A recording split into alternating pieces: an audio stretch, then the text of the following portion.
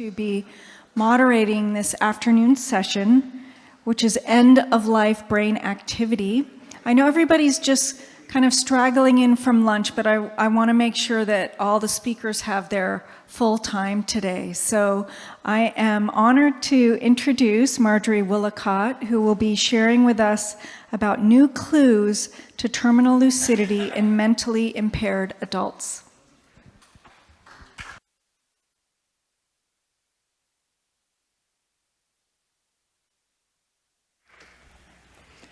And is it on? It's on. Great.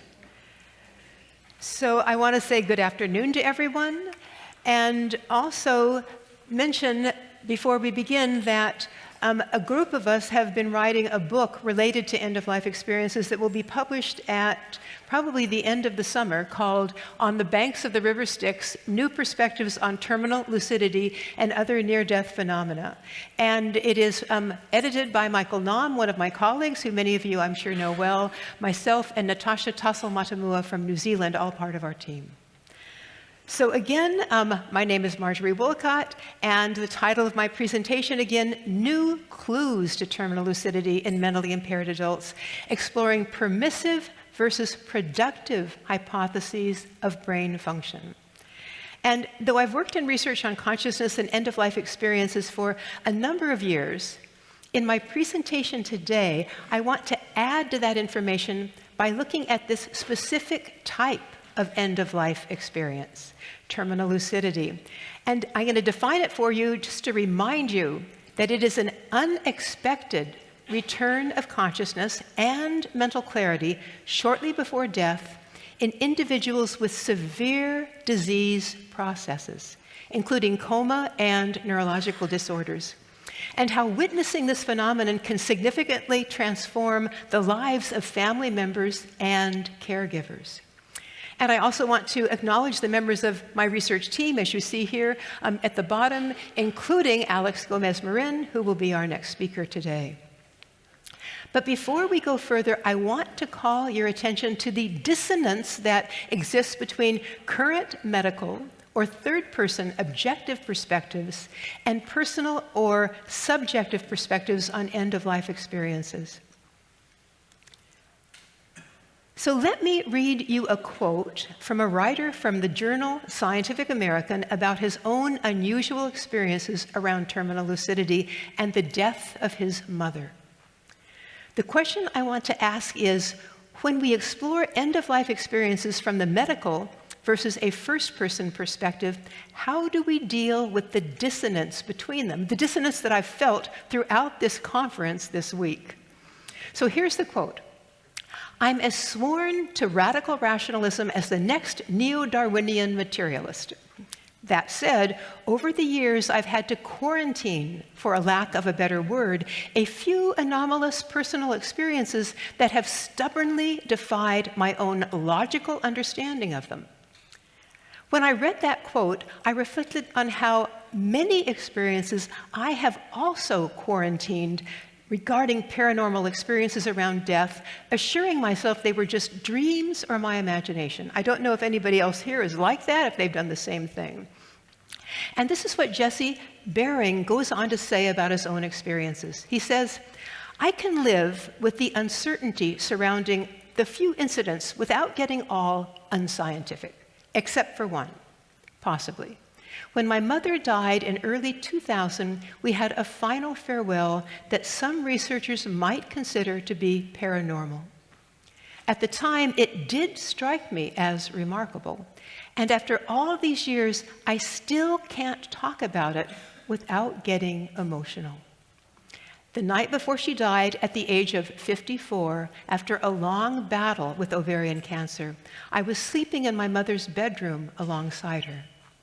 The truth was that I'd already grieved her loss a few days earlier, from the moment she lapsed into what the hospice nurses had assured us was an irretrievable coma. So at this point, waiting for her body to expire as a physical machine wasn't as difficult as the loss of her beforehand, which is when I'd completely broken down. It had all happened so quickly, And I suppose being young and in denial about how imminent her death really was, I hadn't actually gotten around to telling her how grateful I was to have her as my mom and how much I loved her. But then around 3 a.m., I awoke to find her reaching her hand out toward me, and she seemed very much aware. She was too weak to talk, but her eyes communicated all. We spent about 5 minutes holding hands, me sobbing, kissing her cheeks, telling her everything I'd meant to say before but hadn't. Soon she closed her eyes again, this time for good, and she died the next day. He says, I didn't quite see the experience as supernatural when it happened, and I'm not sure I do today either, but I also didn't have a name for the experience then. In fact, one didn't exist. It does now, terminal lucidity. Jesse Bering ends his article with this quote, I remain a skeptic. Still, I really don't know how my mother managed those 5 minutes of perfect communion with me when ostensibly all of her cognitive functions were already lost. Jesse Bering quarantined those experiences from his life because they didn't fit into his scientific worldview. So we have this disconnect between our current scientific worldview and our personal experiences of many of us here, all the individuals around. So today what we'll talk about is what research is really being done to try to bring these two together. And here is now the overview of my talk. So I want to remind you again about the definition, the unexpected surge of mental clarity and memory shortly before death in a dying person, because this is not what we would expect at the end of life from our traditional medical perspective, which would predict only further mental decline in those last hours before passing. Then I'll give you a brief historical background of the topic, discussing the evidence for the experience of terminal lucidity in dying adults. And then I'll talk about our current research, including our exploring different potential physical triggers that could contribute to eliciting these episodes, like changes in medication, changes in treatment, or a shift in the disease progression. Or possibly that the phenomenon of consciousness separating from the body at the end of life could actually be another cause. And we'll discuss our results in terms of exploring productive versus permissive hypotheses of brain function. That is the brain solely the producer of consciousness? Or alternatively, could consciousness be fundamental, with the brain simply acting as that organ to permit the manifestation of consciousness within the physical body? And we will then highlight some of the unexpected and transformative effects of these episodes on the caregivers themselves, and end by asking, why is this important to modern medical care and our understanding of the nature of consciousness? So, what do we know about terminal lucidity? Until recently, what we knew about this phenomenon was simply published in case reports, and some would consider these to be simply anecdotes. Saying this, there were case reports published in the medical literature as early as the 1800s, and terminal lucidity has been noted in books throughout history. In the early 1900s, there was a shift toward a very materialistic view of medicine, and MDs became less interested in it. And we went into that era of a very materialist era of medicine, which has lasted until quite recently. It's probably still going on dominantly today. In the past, it was sometimes referred to as a part of a category called lightening up before death, because it directly preceded the last clinical decline of death in a patient. And then there was a more recent shift in awareness when there was a paper published by my collaborators, Michael Naum and Bruce Grayson, from the University of Virginia and from Freiburg, Germany, about this phenomenon, where they named it terminal lucidity. So that was 2009. Though it refers to enhanced mental clarity before death, it may also involve the return of physical abilities, including things like sitting, speaking, eating, and saying goodbye. Now, also at the same time, a study by Peter Fenwick in the UK and his colleagues examined the experiences of caregivers in nursing homes and hospices. And they found that 70% of the caregivers were actually witnesses of terminal lucidity in dying patients with dementia and severe cognitive impairment. That's 70%. So how often does it occur? We aren't really sure because it's typically underreported. One prospective study in a hospice in New Zealand included 100 cases of end-of-life phenomena and found 6 cases of terminal lucidity within 2 days of death. However, at a conference in the Philippines where my collaborator, Dr. Natasha Tassel-Matamua, gave a talk on her research on terminal lucidity in children, the Philippine healthcare workers said they had observed this fairly frequently. It seems that it's actually seen in many diagnoses, including cancer, stroke, but most often in dementia.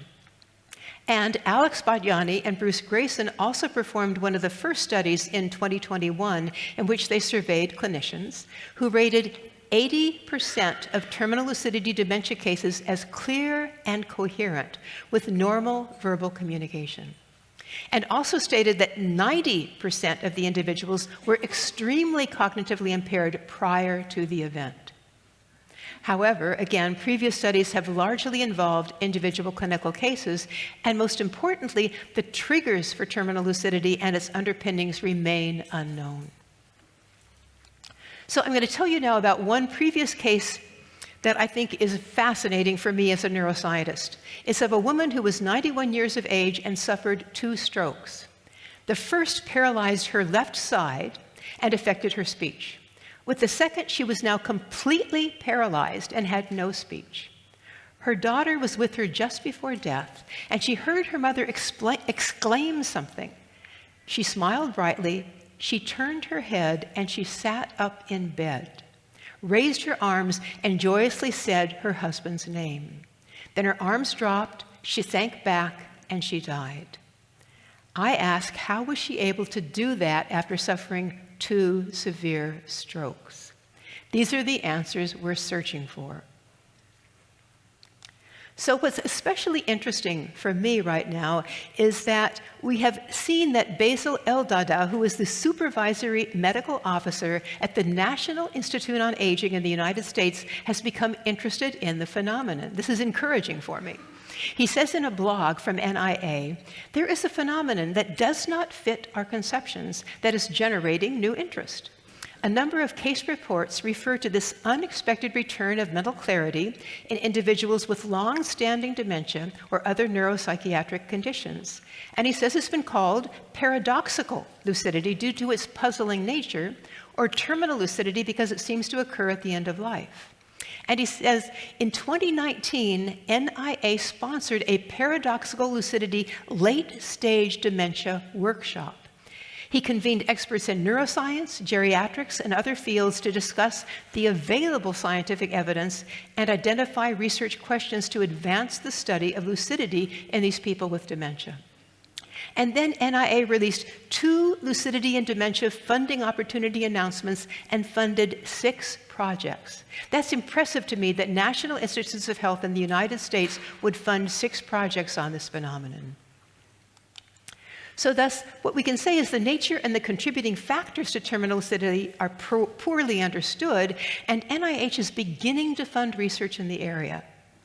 And of course, the paradoxical nature of that phenomenon is associated with it typically occurring in individuals whose neurological decline is believed to be irreversible. You can see that in the evidence in this slide of the brain of the person with Alzheimer's disease compared to the healthy brain. That's why they have such terrible time orienting in space, time, and person, because of the irreversible change in their brain. We also want to know if unexpected surge of mental clarity are correlated with things like unexpected physical strength or body movements that were previously deemed impossible. How is it that a person who hasn't walked in months gets up and, for example, walks or sits up or eats? And are the near-death visions reported in the context of terminal lucidity related to the degree of increased mental clarity and connectedness before death, or the opposite? Are they related to increased mental confusion as the person moves closer to passing on? So we'll talk now about the methods for our study. We first created an online questionnaire administered through the University of Northampton by Chris Rowe that aimed to capture significant details about the subjects who had experienced the terminal lucidity episode. And these included things like their underlying medical condition, their treatment regimen and recent changes, and their physical and mental capacities just before the terminal lucidity episode, as well as the specific behaviors that occurred during the episode itself. We received 74 responses, 36 of which met our rigorous criteria for inclusion. And the respondents were nurses, physicians, hospice workers, chaplains, and relatives. And the medical condition prior to the terminal lucidity episode included dementia, Alzheimer's disease, various cancer diagnoses, stroke, and other end-of-life conditions such as coma. So we're first going to be looking at the duration of the episode and the time before death to see what we actually found. So as you see on the figure, the most frequent duration of terminal lucidity in this sample was 10 minutes or less. So there's less than 1 minute and 1 to 10 minutes. So that was like about 20 of the people. And then there are slightly less, but it goes up through 10 minutes to 1 hour. 1 hour to 1 day was 9 people. And then a little bit more than a day was 1 person in our study. And then basically, in terms of minutes before death, what you also can see is that we have most of the people actually having their episode basically in the 24 hours before death. Here is a few minutes before death for 4 people, 1 to 2 hours before death, 2 to 12, 7 people, and then 13 to 24 hours, 7 people. So that's where most of the episodes occurred. And now I'm going to tell you about an example by a nurse of an episode of a few minutes of lucidity in a 63-year-old man within 2 hours of passing away. And I've given you the writing so you can follow along with me if I'm talking too fast, if you're not an English speaker. So it also exemplifies this shift from severe mental impairment, not oriented in time, place, or person, to amazing clarity. The nurse says, a 63-year-old patient with advanced brain tumor was unable to communicate for 2 weeks and wasn't oriented in time, place, or person. His condition deteriorated visibly and death seemed to be near. At night he was restless. His breath was irregular. I sat at his bedside and I held his hand, which he refused to let go of. His breathing became shallower and he seemed more relaxed. Unexpectedly, he opened his eyes, he looked at me, and maintained eye contact. Then he addressed me by name and he said, I thank you for being here. I thank you in general for everything you have done for me, and especially thank you for your accompanying me in dying. I was completely surprised by his sudden clarity. I was amazed that he knew my name, and even more surprised at his choice of words.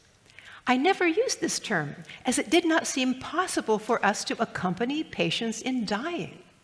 So not only was the patient's sudden clarity, but also his choice of words remarkable. And about 2 hours later, the patient passed away very quietly. So here is our next slide, where we compared the shift in cognitive impairment from the time before the lucidity episode to that during the episode. And again, I think what you can see is here's mental impairment before the episode. The vast majority of people were severe mental impairment. That's 26 of the 35. And here you see mental impairment during the episode, and now it's basically none to mild. So there's a clear difference in our study that was observed by the healthcare workers in their lucidity. Now, we also looked at the types of change in lucidity that occurred. And I see what you can see in this slide. Oops, sorry about that. Pressing the wrong button. Here are the types of change. The first one was to become aware of or interact with their surroundings. 28 people did that out of the 35. The next was basically recognizing or interacting appropriately with other people. And again, it was 27 of the people. Interestingly, understanding spoken language was smaller, but that was because most of the time the person with terminal lucidity was doing more of the talking, and so there wasn't a question of even knowing if they were understanding what the other person was saying. In terms of increased physical abilities, the ability to talk, sit up, move the extremities, or even walk, again, it was 25. And then increased mood or emotions, 22. And increased appetite or capacity to eat or drink, 7 of the 35 people actually had increased appetite, etc. So as I mentioned, when asking if the person had lost physical abilities but regained them during the episode, 25 of the witnesses confirmed that that was the case. And here is one example from a nurse. She said, "The lady I remember most vividly had been unresponsive for days and was considered to be in the terminal phase of life. I came in one morning expecting that she died overnight and found her sitting up eating breakfast. She was happily chatting with her family, who were a bit stunned, to say the least. As I was aware that this might be a case of terminal lucidity, I explained to the family that her bright condition might not last, and she died that night." And the following is an example of an extreme shift in physical ability, appetite, cognitive clarity, and expansive emotions in a 75-year-old woman who was dying, witnessed by an MD. So, here's what it says. The doctor says, "I was called by a GP to advise on the end-of-life care of a lady dying at home from metastatic bowel cancer. On my visit, she was drowsy and unable to swallow. An infusion of morphine and a sedative were commenced, and on follow-up 24 hours later, she was unresponsive and seemingly pain-free. Knowing she was close to death, I phoned the family each morning to check on her progress. The following 2 days, the family reported that their mother was unconscious and seemed comfortable. She had not stirred even when an indwelling catheter was inserted during this time. On day 3, the daughter reported that her mother was out of bed and sipping champagne.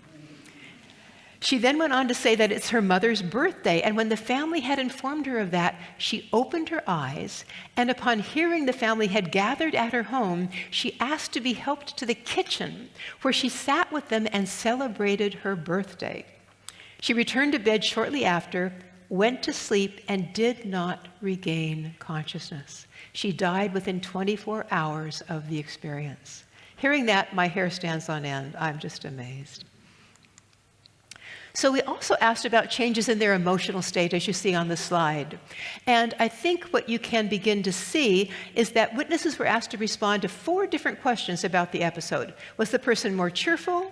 Were they smiling more? Were they more energetic? And/or were they more calm? And we used a scale that you can see here of 1 to 4. 0 means disagree, and 4 means fully agree. And you can see in terms of all of these cases, more cheerful, everybody, the majority were in the agree level, smiling more energetic, and more calm. So they all really increased their energetic and their emotional level. I think that what is also interesting in that previous case description, it exemplifies this with that dying woman waking up when she heard it was her birthday and getting out of bed to talk with her family, sip champagne, and then going back to bed, not regaining a consciousness again and dying within 24 hours. And now I'm going to give you another example, which I also find amazing. The following is an example of this extreme shift in cognitive clarity and expansive emotions in a 94-year-old woman with Alzheimer's disease who hadn't recognized anyone for at least a year, and she was dying. And it was witnessed by her daughter and friends. So the daughter says, "It was the day before my mother's birthday, and she was going to be 94, and she had Alzheimer's, and she had been mainly out of the normal state. She didn't recognize anyone for at least a year. She lived in a nursing home, and my friends Angie, Liz, and I went to visit her the day before her birthday. She did not recognize us. And Liz said, 'Louise, tomorrow is your birthday.' And Mom just looked at us with empty eyes. We then began to sing the birthday song in Dutch, 'Long shall she live in the glory.'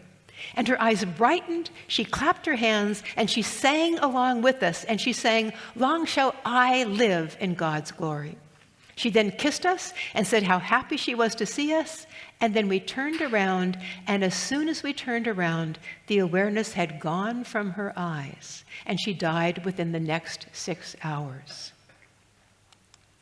So now we'll look again at the next question we have, which is how often do these episodes have, and are they simply routine changes in medication, or are they due to other things? So when the clinical staff or the caregivers were asked if changes in the patient's condition, their medication, or their treatment prior to their episode actually could be responsible for the experience, what you'll see is 29 of 35 said, no, this was not the case, with 3 saying yes and 3 saying they weren't sure. And the majority of the individuals deteriorated significantly prior to the episode, including these sorts of changes: increasing drowsiness, becoming unresponsive, increasing weakness, increasing hospitalizations, heart failure, entering into a comatose state, their physical mobility diminishing, and no longer eating. So they were clearly moving physiologically toward the end of life. So now we're going to turn to looking at the witnesses and asking whether they felt that they were transformed by actually witnessing these events. So we said, how would you explain these events to the witnesses? And as you can see in the graph, only 2 felt that it was a biological event over here on the left. Interestingly, 21 stated that it was a sign that the person's life was coming to an end, implying that this return to lucidity was associated with the transition of passing. Also, 19 said it was a sign that consciousness is independent from the brain. And 21 said that this was a spiritual experience. And this is interesting to me because these are medical workers for a large part. And it was only 5 of the witnesses that felt that the events were a religious experience. And I should say that it may be because most of these people that were witnesses were spiritually oriented. And in the other category, I want to show you a few of the comments that were made that you see in the next slide. One said, "It speaks to how little we know about consciousness and the mysteries that surround death." Another says, "It was a transcendent experience." Another, "It was a chance to interact with loved family members before dying." Another, "It's a sign that the person still had something to say or do, and that he or she was present till the end." Another, "It felt like there was something about me being there to see him, someone he loved and who loved him, but had not seen for several years. The uniqueness of the visit, but the familiarity of my presence as well." He said, "For me, it had the feeling of a spiritual experience." And the last one, "It's one last chance for the person to say what they want to say to their loved ones before they die." So now we're going to go on to another question to the witness, which was, what impact did that event have on you? And as you see in the graph, 16 of the people felt the episode was comforting. That's this graph here. And 6 felt it confirmed their religious beliefs, which reminds us that most of the witnesses said they were spiritual rather than religious, but you notice that a large portion said that it actually confirmed their spiritual beliefs. Just 1 said it was distressing, and then we had a few in the other category. And in the other category, we have these comments. "My experience was rich in understanding of the phenomenon. The experience helped them understand." Another said, "Witnessing the passing of someone moves me beyond the theoretical, the scientific, and the religious into what this person called the realms of God." He said it was a universal experience. We all die. I'm going to now share with you the transformation of one of the caregivers because I think it really feels like a profound change. This young woman whose fiancé was in the process of dying from a brain tumor clearly became a more spiritual person. She said, as you see on the slide, "In the summer of 1975, my lover was diagnosed with a brain tumor. It was located in the left brain hemisphere near the speech center and too deeply embedded to be operated out. not long after he lost his power of speech. From one day to the next, he was struck dumb. And he was only 42 at the prime of his life and fully engaged in building a career as an architect. He was transferred to the palliative care unit, and I would visit him daily to comfort and support him on his downhill journey. At first, during my daily visits, I would talk to him about what was going on in the world. But soon he would sink back into himself, into a deep place inside where he was engulfed in grief. And so I witnessed the phases of his deterioration from human to animal to vegetable firsthand. But just before he died, she said, when I entered the familiar room, I was surprised at the brightness there. It was like summer sunshine. It came from his face, which was glowing, and his eyes were very bright and sparkling. They spoke to me of joy and hope and wonder. His soul had returned to give me a message of life eternal and oneness. I was 36 at the time, and my life totally changed. I had to find out. I had been, like most of my generation, not open to anything beyond the material. I was with a political group, and it was all about changing the outer world. But then I was so thrown by it that I spent several years learning meditation because I had to find some answers. So that is how I found my life path that lasted to the age I am now. My main purpose is to experience rather than to think, and to become more aware through meditation, which I've been doing since then, to have deeper experiences while I am living and not on the level of words. So our last question is, why do we believe the study of terminal lucidity is important? So the first reason relates to its implications to medical care. For example, I believe that changing medical care can facilitate the emergence of terminal lucidity, as a high percentage of persons die in intensive care units, where these experiences probably won't have the opportunity to emerge. Both the relatives and the dying person may feel real distress in that situation, and thus suppress lucid conversations in those last hours of life. Thus, we believe there's more need for palliative care for patients and their families when we know that death is imminent. And, as you see on the slide, we also believe it's important for our view of consciousness. We believe that the research data do not support the theory that consciousness is solely the product of activity in the brain. And we believe that it can contribute to a new understanding, therefore, of the nature of consciousness as being fundamental, with the brain being permissive rather than productive of consciousness. And finally, I want to let you know in this last slide that if you may have witnessed such an experience or know someone who has had it, I would love to interview you, talk to you after this is over with, and maybe we would have time to get together now or on Zoom to discuss your experience, or you could simply go to our survey link and do it yourself online. And if anyone has experienced terminal lucidity in children, which I'll be talking about on Sunday at the Festival of Consciousness, we'd also love to have your contributions to those studies. And so now I also simply want to remind you that this whole research team was involved in that study, and they are the ones that really made all of this happen today. So I want to thank you all, and now I think we have a few minutes for questions. Helane.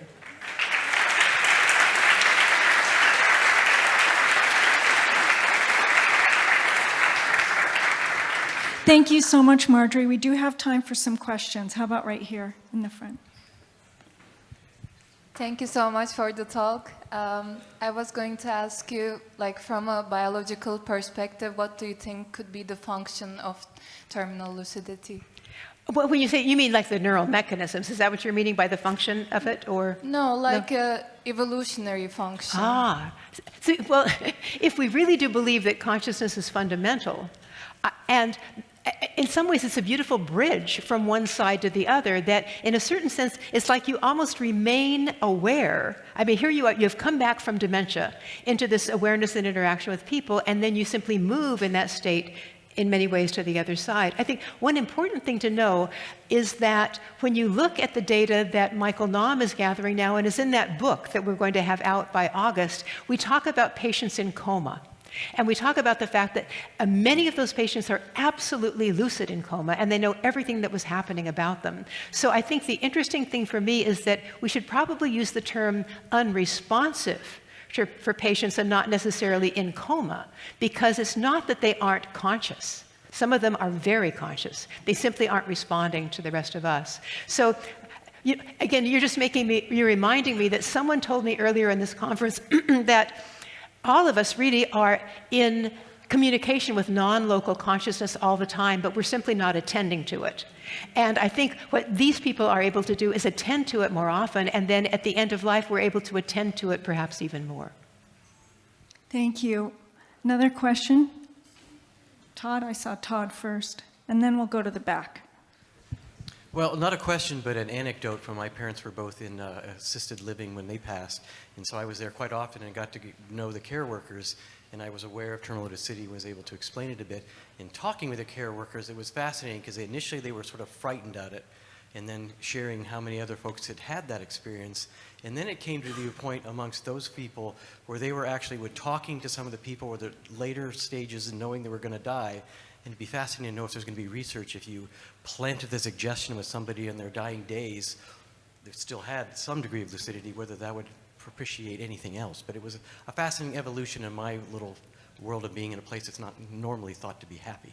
And you make an interesting point. I don't know if everybody could hear Todd, but basically sometimes healthcare workers are a little bit frightened in the beginning and then they get used to it. And I had an MD actually contact me by email after he had heard one of my talks on terminal lucidity online, and he was from the Netherlands, and he was very excited about it. And I said, well, have you witnessed any yourself? And he said, well, no, because I'm an MD. The nurses are the ones that are with the people when they're passing. The social workers are, the chaplains are. And I said, well, would you please talk to your nurses and then actually find out a little bit more about it? Because it was humorous that people don't talk about it, I think, in the doctors group, but the nurses are talking about it, buzzing about it, and so are the social workers, et cetera. So it's an interesting phenomenon medically. Yes, that's incredible. Let's go further to the back. There's a question right there on the left. Thank you for this wonderful talk. There's this term that is terminal agitation as well, and I wonder, I've experienced it with someone dying, and I've spoken to a few people that just sharing about grief, and they've had similar experiences where people it's not such a blissful experience as the ones you narrate. They are mostly distressing because the person does recover a lot of the physical capacities and awareness, but it's very distressing. And I wonder if some of what you're saying could be overlooking these, or if you could pile them up into the same type of experiences. Well, and now help me, you said, what was the difference? It sounded like levitation, but you couldn't have said levitation. What did you say? Agitation. Agitation, Distress, gotcha. yes. Okay, yes, thank you for that. And I think that there are some people that are agitated, and I should say that at least in these cases, it appeared that they went from agitation to calmness. Now, as you know, in that one study of hospice workers in New Zealand, it was only 6 people that had a terminal lucidity that was like this, and you wonder if many of the others simply went into dying with agitation and never came back to clarity. And maybe that's one of the differences. What I'm hearing from you is it would be good to look at all the phenomena of end-of-life experiences and see how many are purely agitation going into death, which wouldn't be called terminal lucidity by the definition. Does that make sense? Yes. Yeah, thank you. Okay, great. We'll take one last short question here. Thank you for the lovely talk, Marjorie. Yes. One quick question is then, how do we distinguish between terminal lucidity events and point of death experiences, where somebody who's been unconscious for a few days, suddenly eyes fly open, seems to see a light in the room, and seems to have like a surge of awareness? Well, I think you raise an interesting point, because when we were doing this study, I would get into discussions with my collaborators about all of the data that we were collecting. We had 74 people respond, and then we only looked at 35 of the people for the study because they said, well, this terminal lucidity report happened in somebody that was 6 days before dying, well, then it can't be terminal lucidity. Or this person really didn't go into a coma for a long enough period of time, or didn't have dementia. And so even though they have these beautiful lucid moments, we can't call it terminal lucidity unless they were actually mentally impaired or in a coma for a long period. So the next paper we're going to publish after this first one is going to look at the whole continuum of the 74 cases and say, how do you demarcate what is what that is going on? Because I think they are all important end-of-life phenomena, and we're the ones that are making arbitrary choices, calling this one this and this one that. So Thank you. Thank you so much, Marjorie. Another round of applause.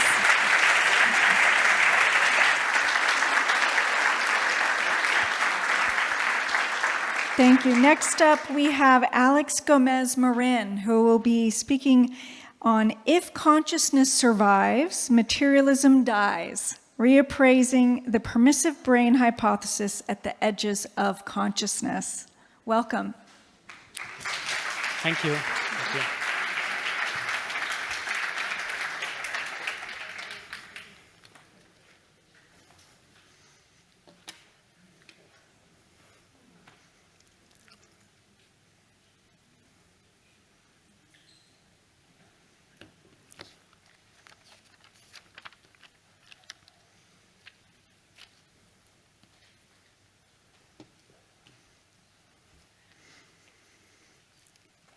What a joy to be with you. Thank you to the organizers for inviting me to speak and listen about my favorite topic. In my favorite city. I was born in Barcelona in 1981. I haven't lived here for a long time, but it's really great to come back. What a treat.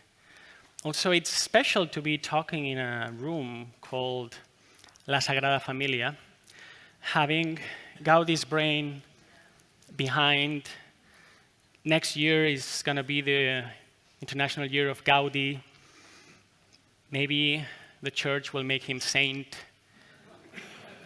It's not a joke.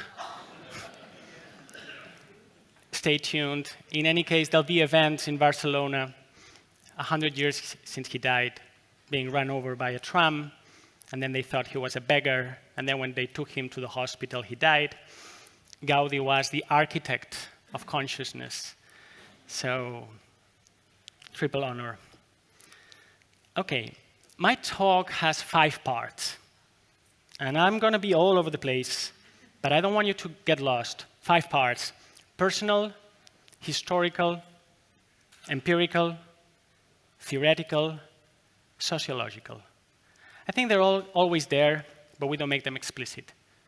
Personal, historical, empirical, theoretical, sociological. And another disclaimer, I couldn't keep, I still have coffee, but I could quit using slides in 2019 when I fell rushing for a train and my laptop broke. And since then, I present without slides. So some people can stop smoking, some people can stop drinking coffee. I can present without slides, and I enjoy it, but forgive me for that. Okay, so let's go for it. Personal, number 1. I'm living a second life, and no, I didn't divorce or bought a dog or moved places. I almost died in March of 2021, on the evening of the 25th of March of 2021. My wife was going to be 40 years old the following day. I was at the hospital. I had a blood leak in my stomach. They didn't know what it was, and I was slowly bleeding out. Like if you have a little leak in your bathroom, if you fix it in 5 minutes or a day, no big deal. If it takes you 12 days, it's going to be a mess. Okay, so yeah, I wasn't in this kind of emergency situation, life and death, with my heart stopped, but I was really in trouble. And I had 2 visions. One, I usually don't tell it too much, because I thought it wasn't very important, but perhaps it's more important than the typical NDE. I saw these huge hybrid animals with fire in their heads, and they were walking over by me without stepping on me, and they were bending their heads with fire that doesn't burn on my head, one after the other. Imagine like a huge giraffe with the head of a tiger, or a polar bear with the head of a crocodile or something like this. There's more to say about that, but I'll just mention it. Pretty cool. And then, if that wasn't enough, they became colorful carpets, and then they flew into the clouds at sunset. The man was hallucinating, right? Okay, well, then I had a second vision. Sometimes we say it's a dream. We say it's a dream because if we're not awake, it must be a dream. I think it's a vision. I actually think it's a blessing, but I won't show you all my cards yet. So I was in a well, actually. I was looking upwards, and there was this light coming in, the light at the end of the tunnel. There were 3 figures waiting for me. We were communicating, but not with words, telepathically. And I knew that they were there to receive me, and I knew that if I would accept their help to come out of the well, I would die. And in a very British, polite way, I say, I'd rather not to. And then I came back. I was feeling well when I was at the well, but not when I came back at the hospital room. Okay, so I don't want to be dramatic about it. This is not about, oh, poor Alex. No. It took me months to recover. I have a scar here that remembers, because I then went into surgery. I was at the ICU a few days later, and I survived. And so I had to integrate this at a personal level, of course, as we all have. But that was my flip, as Jeff Kripal would say it, wasn't at a personal level, it was at a professional level. I asked, what does this experience that I had mean for my profession as a scientist? And I happen to be a theoretical physicist by training. I got a PhD in physics more than 20 years ago. I know I must renew my physics license, but I haven't. I'm also a neuroscientist for 20 years or 15 years and so on. So I went back to my physics and my neuroscience, and I asked them both, hey, what do you say? I'm talking to myself, of course. What do you say about that thing that just happened to Alex, the person, not the scientist? Okay, physics doesn't say much. We have theories of everything except what really matters, right? Love, pain, lack of coffee in the morning, and so on. I say this jokingly, but I also say it seriously, and of course I respect the physics community, but it's a bit preposterous when people understand that a theory of everything really means of everything. You know, it means of everything physical in the sense of how do we reconcile the water and the oil of general relativity, right, and special relativity and quantum, because they don't talk to each other. They're incompatible. And you have experts here, I know, about that. So physics,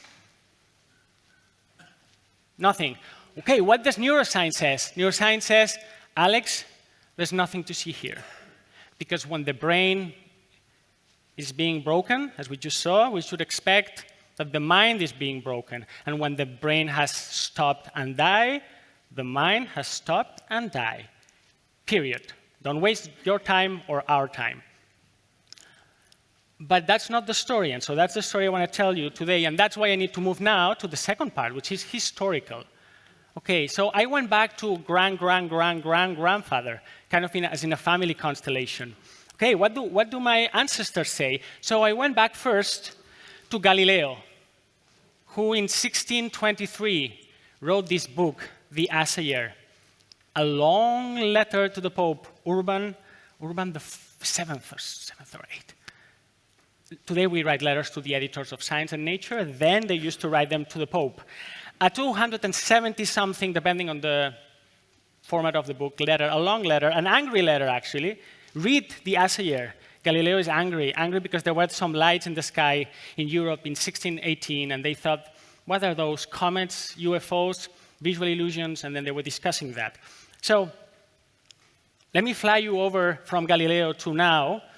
I think I need to speed up. Okay, so Galileo said 3 basic things. One is nature is this book whose language is written in mathematics, foundational stone, or foundational jewel in the crown of science. That's why physicists, we believe that the secrets are in mathematics. You don't know math, you cannot know the secret, and if we know more math, we'll figure out the secret.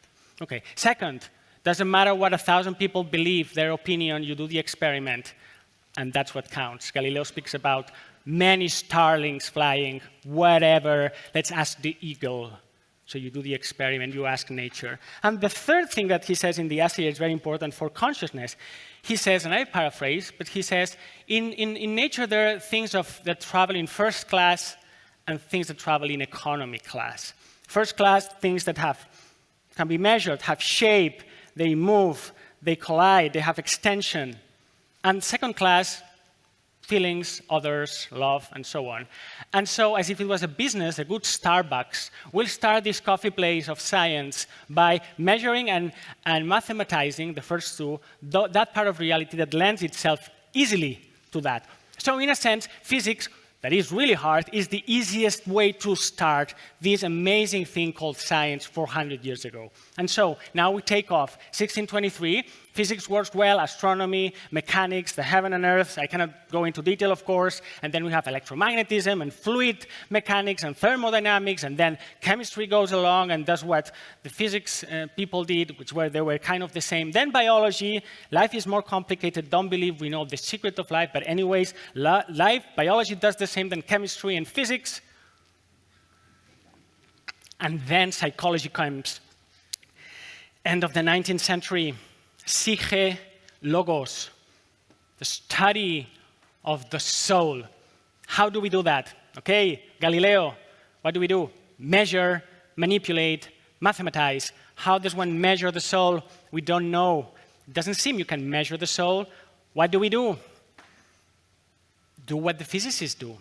So find something you can measure, and that was behavior. And so psychology starts well, but then puts consciousness back under the carpet. And so it becomes behaviorism. I must continue flying there, but that's like a Netflix docuseries, because in the meantime, the physicists believed they had all figured out, but then the black body radiation and so on, and then quantum begins. And so while psychologists, that's so funny, while psychologists are copying 19th century physics thinking, the physicists are entering into the 20th century, realizing that classical physics, maybe it's upside down, and then the biologists are having their big party with molecular biology and so on. Like, imagine these three tribes in a docuseries. Okay, then we fly, and for 100 years, more or less, we had behaviorism. Then world wars, computers, computation, cognition. We go from behavior to cognition. So psychologists upgraded themselves into cognition or cognitivists. I'm trying to summarize the history of science in 3 minutes. I know I'm not being super accurate, but you get the point. And then we arrive at the 90s, still having forgotten what Galileo left for later, which was pain and love and death and so on. And science had conquered everything else. Okay, and now comes Crick, co-discoverer of double structure of DNA, and says, okay, now the orthodoxy can study consciousness. And there comes this conference 31 years ago, right? And the Olympic Games a few years before here in Barcelona, and the 90s become kind of the waking up of what Galileo had left for later. Okay. Now, one more thing, and I'll come back to this later if I have time. Then Chalmers comes here and does something very, very interesting, because the title of my talk is if consciousness survives, materialism dies. But materialism should have died in the 90s at the first Tucson consciousness meeting, because the hard problem is just such an incredibly intelligent way of rebranding the death of materialism as now we have a lot of work to do to explain this miracle. Anyways, okay, so that's the story of physics, and that's why, and Galileo makes us understand why we're here. What about neuroscience? Well, for that, I went back to William James, 1898, an essay on human immortality. Good title, something we are all interested in, right? Okay, and he says something that sounds obvious, but 99.9% of my neuroscientist colleagues, now, of course not you here probably, maybe don't know or don't care, and Marjorie mentioned it already. There's no doubt that the brain plays a key role in ... and use your filler verb. Plays a key role, it's fundamental, it's essential, it's crucial. Well, these are adjectives, I know, but you can use filler verbs. And then you can fill in perception, memory, attention, intention, consciousness. We know that. The Egyptians knew that. There was this guy who had this bar crossing his skull, and they note the correlation. The man has trouble walking, right? The role is clear. It's a key role. But the question is, what's the nature of that function? Is it productive? Is it permissive? So for more than 100 years, neuroscience has put the permissive hypotheses under the carpet again, and that's why when I was asking my neuroscience friends, what do you think about my experience? They say, oh, we're very sorry for you. It's like, no, no, no, at the personal level, no. At the professional level, it's like, well, you must have been hallucinating, but that's fine, because there's nothing else to see here. Okay, so let me talk now about NDEs. So what happens with the mind when the brain dies? I asked them. When the brain dies, when the brain is dying, when the brain is clinically dead, when the brain is really dead, and when the brain is for sure dead, right? I mean, because there's a spectrum here. Okay, so 50 years now, happy birthday again, that Raymond Moody wrote Life After Life, right? Okay, what happened there? Two important things that are often not told like that. One, progress in technology, and one, progress on humanity. The technological is we could resuscitate people and bring them back and ask them, well, what happened? The humane is that doctors, especially surgeons at the top of the food chain, like the theoretical physicists in science, right? They discovered that they have 2 ears and 1 mouth. So they shut up a little bit and listened a little bit more and listened to the story of their patients, who, of course, are not going to tell the doctor, I was seeing you from above, this, you know, because they'll think they're crazy. And this is not a joke. Part of what I'm doing this is to tell you, and especially people outside this room, you're not stupid, you're not crazy, you're not mad, right? So that's what happened 50 years ago, and that's why we are here. By the way, having a resurgence in interest in near-death experiences in Spain right now. Okay, so NDEs, and you know the story, I need to summarize it. They tell the story, it's an anecdote. You bring 10 more, it's an anecdote. When you bring 1,000, these dogmatic skeptics that doubt about everything except their own doubts and their own beliefs, they say it's anecdotes. But 1,000 cases is not anecdotes. So we have these stories, like mine, but of course, who knows? I'm just seeing these 3 beings at the end of the tunnel. But then we have also studies done on that, of course, and these studies are, these experiences are prevalent. They happen quite often. Of course, it's difficult science. Like, the person dies, they bring her to the hospital, they need to resuscitate, they're successful, and then she may have had the experience and remembered it and then be willing to tell it to the doctor, who must be willing to listen to it, and if I continue, I will fall, you see, because it's getting smaller and smaller. But yes, we have all these experiences, and they are prevalent, and they have ingredients that are invariant. They don't change. Light at the end of the tunnel, right review, seeing deceased ones, feeling of bliss. Of course, the furniture and the color of the sofa is different for every person, every culture, right? Okay, what else? They're transformative. I don't have time to talk about it. They're not just one more hallucination. I mean, they transform people's lives, and there's studies done about the effect that NDEs do have on people.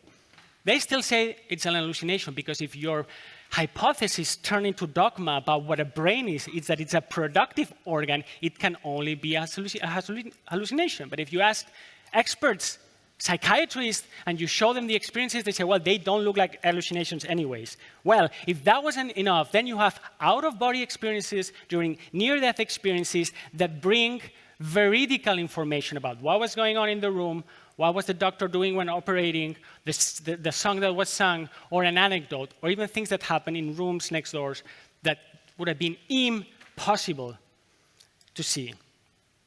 Skeptics, as you can see recently in Piers Morgan, when Shermer appeared, they just pretend they didn't hear that these veridical OB experiences occur, and they just, whiff it off. Anyways, but this is more data. And then, of course, the very important study is when, if you can do all of that and arrive with your team and place an EEG on the dead person, clinically dead person, you may be able, like the team of Sam Parnia, to measure how flat is at least the surface of the brain. And then, and I say this respectfully, but also with a little bit of joking, but maybe there are 3 neurons dead down there, and these dying neurons, you are producing these transformative experiences. Like, it's the last resource that you could push forward as evidence, but where's the burden of proof now? Okay. Now, let me zoom out and zoom out and zoom out 2 or 3 times more. Drink water with me, okay? Yeah, okay. The question, though, it's not about what happens with the mind where the brain dies, or even what happens in the brain when the brain dies. This is very interesting, of course. What kind of activity is going on? Fantastic. The question is, does consciousness survive bodily death? That's the big treasure hunt. And NDEs are just one line of evidence to talk about that. So we need to zoom out because, sure, NDS is kind of one place, but then around that star, there are other stars like terminal lucidity, right? Like shared death experiences, like Tucson, when these experienced meditators consciously die, and then their physical bodies remain uncorrupted for hours, sometimes days, right? So, well, what about these 4 things here? But then there's more here, here, and here. So let me talk to you about this square, the square of survival, if you want, because that's what we want to know. Then there is after-death communication and contact. I don't know a lot about that, but I've tried to read about it, and it's fascinating and quite unbelievable until you start realizing that very serious people and I would say credible witnesses tell you those stories. By the way, when I tried to integrate my ND professionally, it really helped to find not only dead friends like Galileo and William James, but many of living friends that I see here in the audience. I realized there's a community. They didn't tell me that. They said that's pseudoscience and that there's no community, there are no journals, there are no meetings, there's little funding, there's no funding. But there is, right? Okay, so after-death communication. Then there's another one, mediumship, which, you know, I was invited to a TV program in Spain, and on the phone, the journalist says, we want you to speak about NDs because, of course, you're this physicist who always almost dies. It's very interesting. Okay, I get it. That's why I go. I get it. And I said, well, can we talk about this square of survival, not just NDs?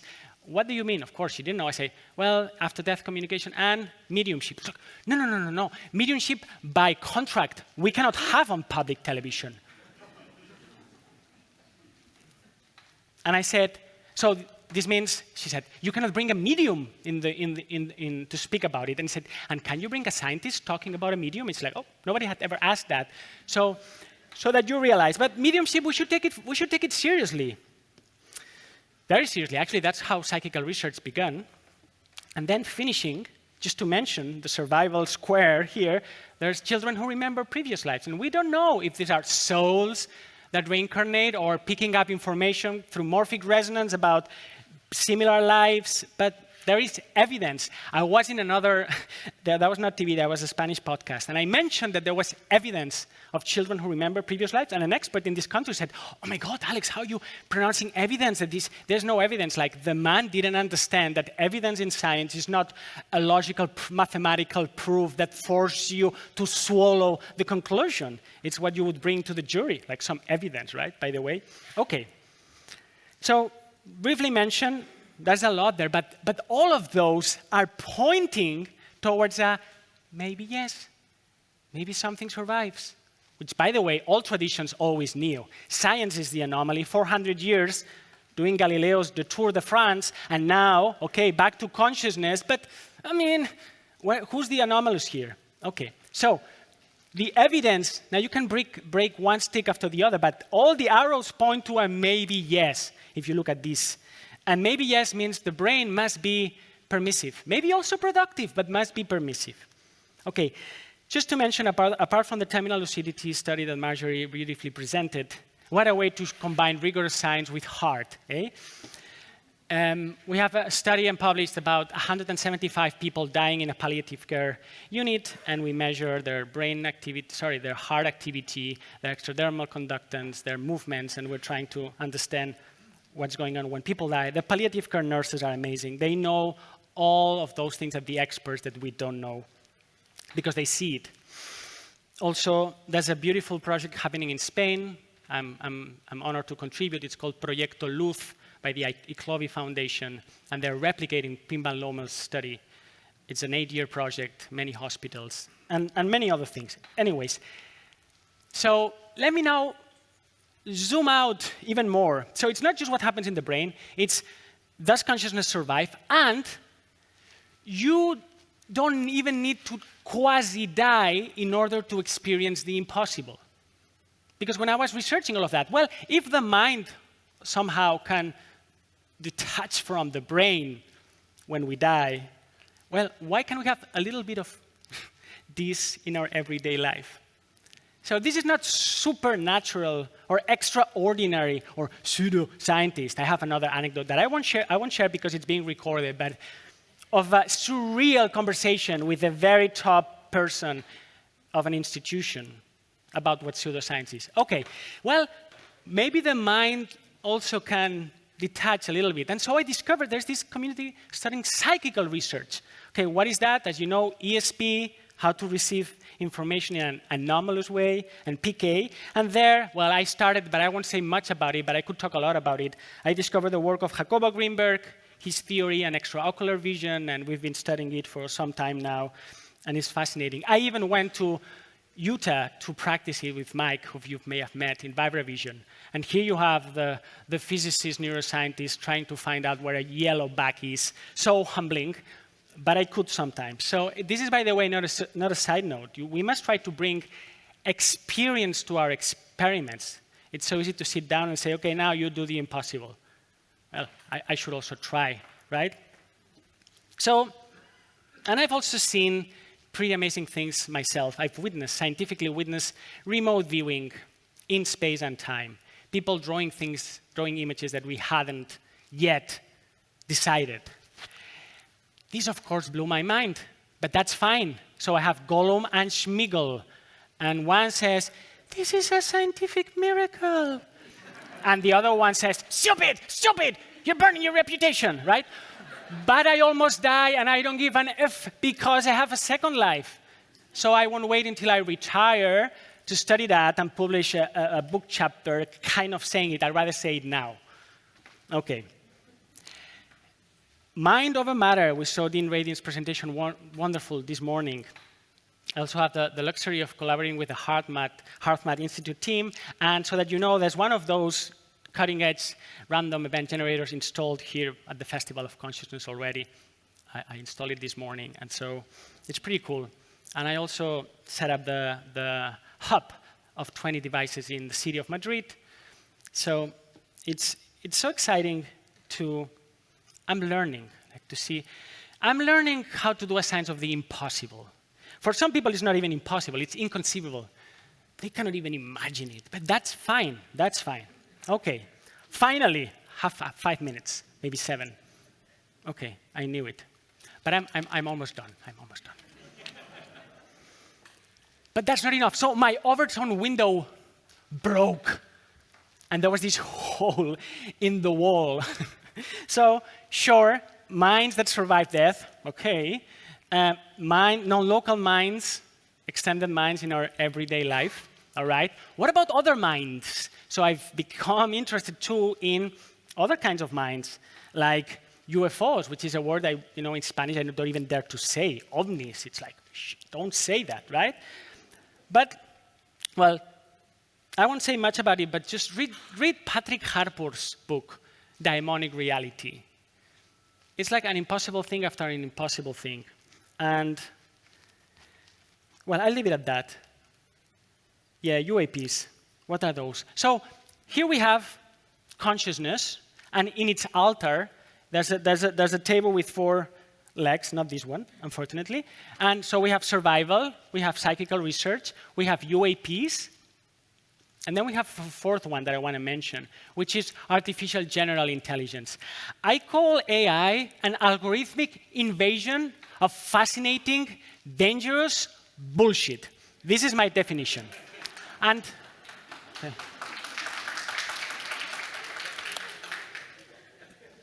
I wasn't expecting the clap at that, but and I could go on about this for an hour, but I mean every word is an algorithmic invasion of fascinating. Come on, ChatGPT is fascinating, and so on.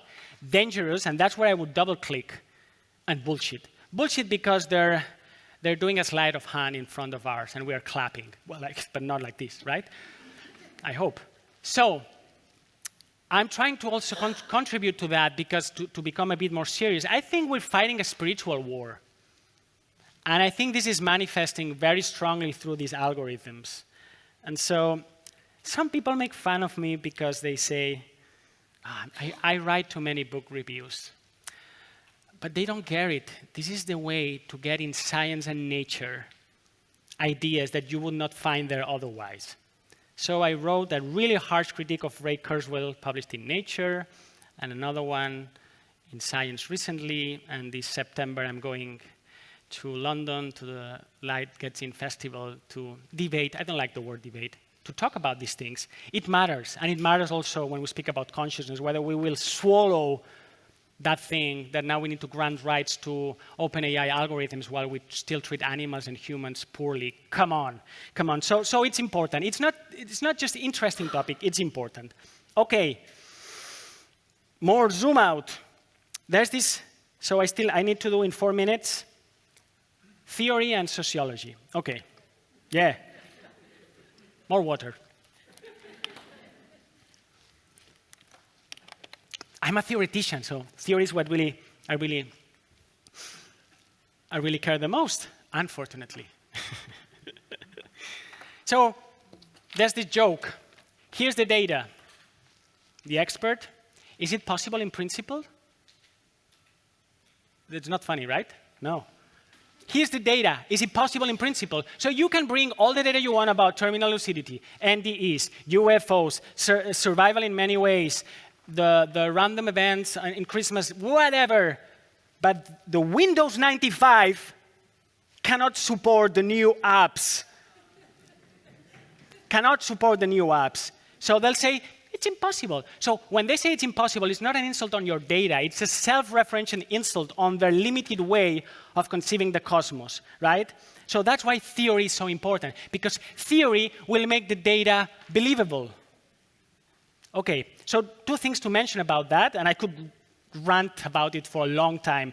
One is this amazing work by Robert Lawrence Kuhn, The Landscape of Consciousness. I think you've heard about it at this very conference. So, before it was, in Spain we have this phrase, susto o muerte. Here would be treat or trick. So you would mention any of these and they'll say, well, but come on, pick materialism or dualism. And dualism is so stupid, you won't even pick that, right? For many years, so materialists they had the monopoly, this monotheistic ideology, parasiting science for so long. I mean, I could speak about these isms too a lot. Materialism, reductionism, mechanicism, secularism, literalism, positivism, and more water, please. Okay. But seriously, now we don't need to choose between clever option and you're stupid. Now we have 225 theories and raising, unfortunately for Rupert, through AI as well. You know, we should ask AI to read those AI-generated theories, and here they go, right? But now we have a huge landscape. So we went from silence, creek, the hard problem, and now the Wild West, right? Maybe too much. Maybe it's too much, because then we have another problem, which is what I think Fink wrote in a footnote of her Frontiers paper. Theories of consciousness are like toothbrushes. Everybody has their own, but nobody wants to use another's. So we have the hard problem of consciousness, we have the tooth problem of consciousness, and with AI, I don't know where we are anymore. But at least I'm trying to help Robert to map this landscape. And sure, half of them are materialist theories, but there's light at the other end of the tunnel. And it's not an angry materialism yelling at us. Okay, so that's the theories. And then we've had the controversy, the pseudoscience controversy in the orthodoxy.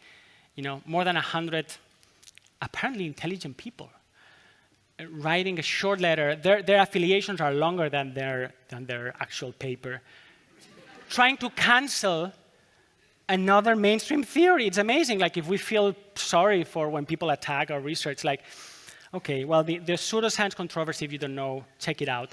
And the adversarial collaboration, successful failure is also fantastic. That proves that people don't change their minds. Proof that scientists won't change their minds, even in the face of data. They won't, because they've been carving this toothbrush for the entire life, and they won't sacrifice it, right? So the only thing that will change your mind really is if you almost die or things like that. Other stuff won't. Okay, finally, I don't want to be over time. Can I have 1 more minute? Thanks. When I finish drinking, we start counting. So here's the data. Is it possible in principle? Another joke that is not funny. I thought, as a naive graduate student, oh, if I have good data and good theory, I put it together, I present it to the world, the editor will send it to reviewers, the reviewers will be nice, and it will be published, and more will be published, and the world will change. No, it doesn't work like that. Science stands on a stool: theory, experiments, and socio-political constraints. And we need to work on that. If we don't do that, we're stupid, really. We're wasting our time. So that's why I became a public activist, intellectual, kind of by chance and necessity. So now I go to every possible podcast to tell this to everyone. I tell to people, you're not stupid, you're not crazy. I'm trying to learn how you get funding from other sources. I wrote my project for the Spanish ministry about consciousness. Their reply could have been an emoji crying, it's like, come on, what is that? So we need to find new ways of getting funding, new ways of doing it in the media, new ways of entertaining, like the app we've designed. With Rupert, maybe we'll talk more about the festival to test eyesight, and also educate people. I have the honor also to direct the Paris Center. We do meetings there where we bring psychiatrists, mediums, theoretical physicists, and artists, and more. Basically to give voice to people. We've been shut up for so long. Final sentence. The science of consciousness, but don't ask so much what science can do for consciousness. Ask what consciousness can do for science, life, the universe, and everything. Thank you for your attention.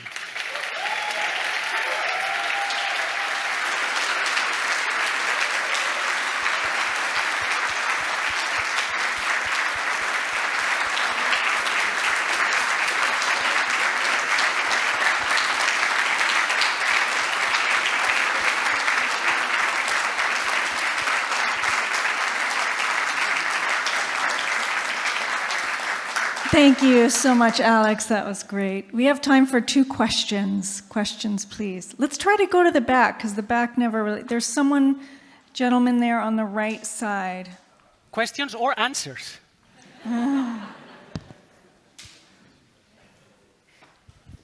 Hi, so I am a person born with complete aphantasia, which is I cannot conjure mental imaginary. I cannot count sheep before I go to sleep. And my dreams, they are more like information and some hazy, very hazy picture. So I wonder whether any of your cases involved person with aphantasia, because, from the place where I sit, I cannot doubt the people that have, this very robust mental imaginary. Because I assume the premise here is that our mind, our consciousness detached from the brain, and in the period when the brain is physically dead, we get some input of data, of pictures, or we move to another place. So if you would be able to find a case, or actually, 1,000 cases of NDAs in the people with aphantasia, you would be able to more likely prove that it's happening when the brain is dead. And you should ask them if this is of different quality than when they are dreaming. Yeah. Because the dreams are also very specific. I cannot really answer, but I'll give you 3. So one is a joke that happened to me. So I went to a conference in Israel, and I approached the speaker, this bald man with glasses, and I said, what a great talk. And he looks at me and he says, it's tomorrow. Okay. So this has happened to me. So I know what it's like to not be able to have proper visual images sometimes. The second is more serious. Is it Jeff Long who studied NDEs of blind people? Sometimes people who became blind, sometimes people who were born blind. And it's fascinating because in some cases, they can see things, right? So which tells us something about what it means to not being able to see visually as opposed to perceive. And the third thing I can mention that maybe helps is that when I was, and it comes also from experience, when I was in Utah practicing with Mike, with Mass Mike, Vive Revision, they were asking us to do these imagination exercises, visualize these and that, and I realized I'm so illiterate imagining. I mean, I haven't exercised this muscle. I've exercised the intellect muscle, but my imagination legs are tiny, tiny, tiny. You see? So there's intuition, there's intellect, intelligence, there's imagination. And I think we would need to work hard on that so that we can conjure images and then work with them. I know this is not answering directly or indirectly your question, but thank you for bringing in the role of the faculty of imagination, which, by the way, it's not fiction. I mentioned all these isms. Literalism is this two alternative forced choice between is it a fact or is it a fiction? But if you read the introduction of Abduction by Mack, right? John Mack, he says that he knew Thomas Kuhn and that Thomas suggested suspend the dichotomy between happened, didn't happen, objective, subjective. So it's pretty amazing. And you do that through imagination. So fact, fiction, there's a synapse, and this is imagination. Okay, thank you. We'll take one more over here. Thank you for your amazing talk. I think I want to ask a piece of advice maybe that will reverberate with many in the audience. It's easier to rove a trajectory into science as a young individual that is more conventional, ridden with dogmatic approaches. And then I've seen myself that to arrive at spaces that question this dogmatism, I've had to work through a long journey and find a minority of individuals. What would your advice be about how to make this accessible for young individuals who are just entering science? Okay, first thing to say is that I give different advice if it's public and recorded or private. It's true, because there are things you can, I'm learning this. My wife tells me, you shouldn't have said that. So there are things I shouldn't say in public. So I'm happy to give you more. I don't mean you and I alone, right? But it's like in a small group, we can talk about that. Sure. It's difficult. I'm a lucky man. I didn't say that. I got tenured, and then I almost died. And the Spanish bureaucracy is so slow that I haven't even signed tenure. So I thought, come on, maybe that's why they let me come back. I just got tenure and I die. So I was lucky. I got tenure, and now I can do it. I have other pressures that I didn't talk about, like peer pressure, grants, and so on. So you need to be lucky. You need to be brave. You need to sacrifice things. You need not to care about your reputation too much. We all have our little egos, right?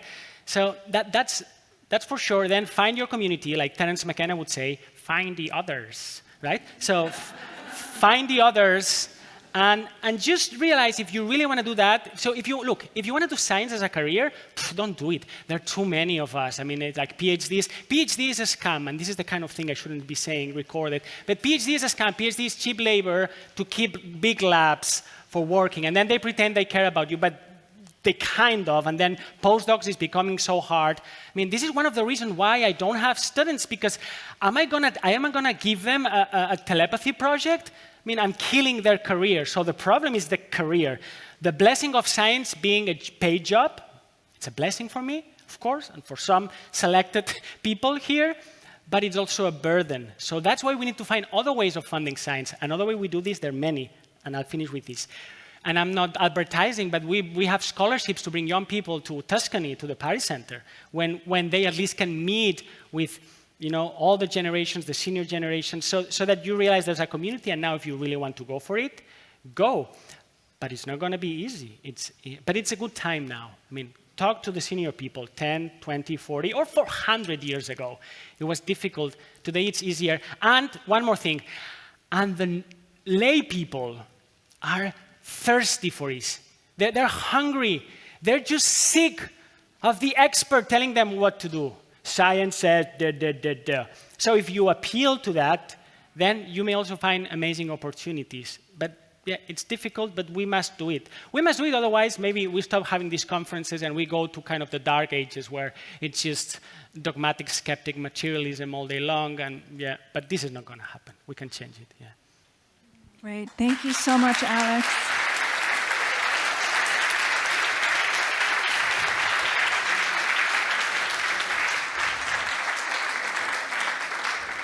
Thank you. And for our last speaker for this session is Jimo Borjigin, who will be speaking to us on potential neural signatures of near-death consciousness in humans.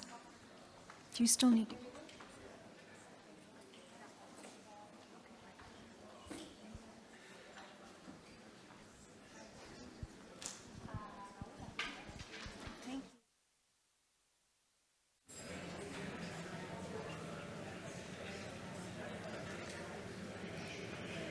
Okay, unfortunately, the next 30 minutes is going to be the sickening materialism, data-driven kind of science we're going to talk about. I won't be able to talk for 40 minutes with just no single slide, since I'm an experimental neurobiologist. Anyway, so I'm really thrilled to be here. Thank you so much for Stuart for giving me the opportunity to share our research with all of you. I think this is the first time really in the community where the research topic that I'm interested in also is interested in apparently by many attendees here, which is thrilling. So as Alex actually told us, shared with us very well his own near-death experience, could tell that the experience itself is extremely fascinating and it's life-changing, transformational, and you name it. So it really feels like it's out of this world. So if you summarize the key features of near-death experience, you will learn there are realer than real sensations. I remember 10 years ago or so, when I shared this, I think, oh, this is just hallucination. I remember survivors of near-death experience really started to be very angry with me. He says, it's not hallucination, it's real. So there, the realer than real sensation, I get it now that I have the data to show that might be the case. And there's awareness of a bright light. There's out-of-body sensation. Feels like your body is actually floating out of your own body.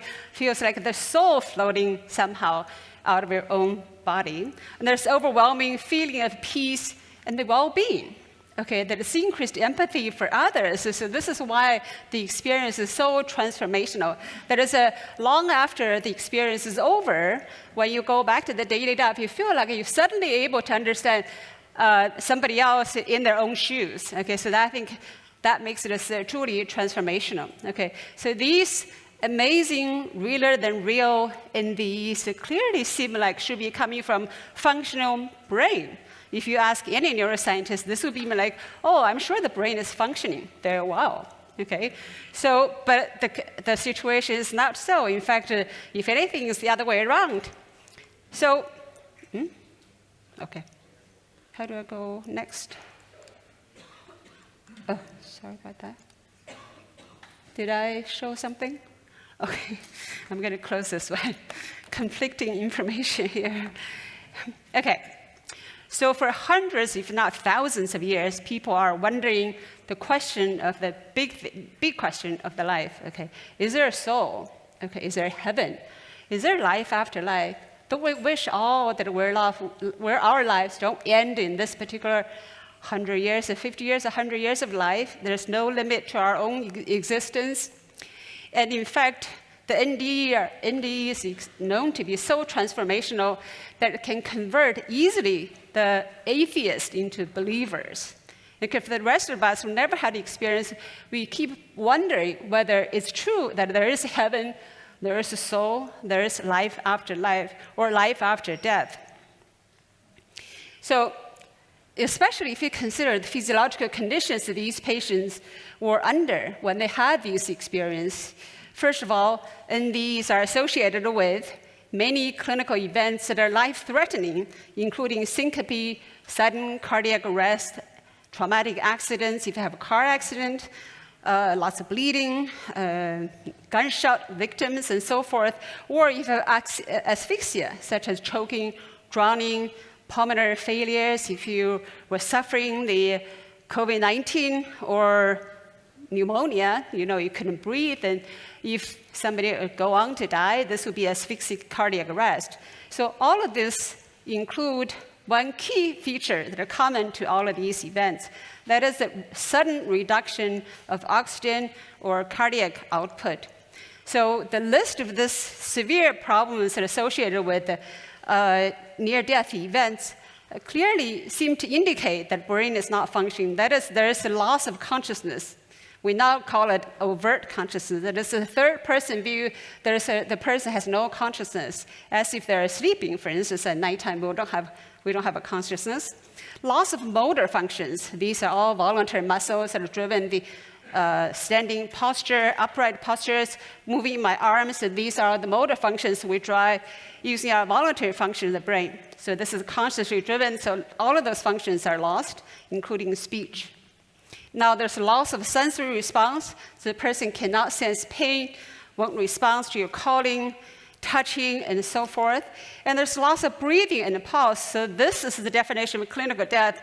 Therefore, if you just look at phenomenology on its own, it looks clear that there's no way. If you ask physicians, cardiologists, neurosurgeons, you name it, they will say, oh, the brain is gone. There's no way the brain can be active. Not to mention, the brain can be active in a manner that's realer than real.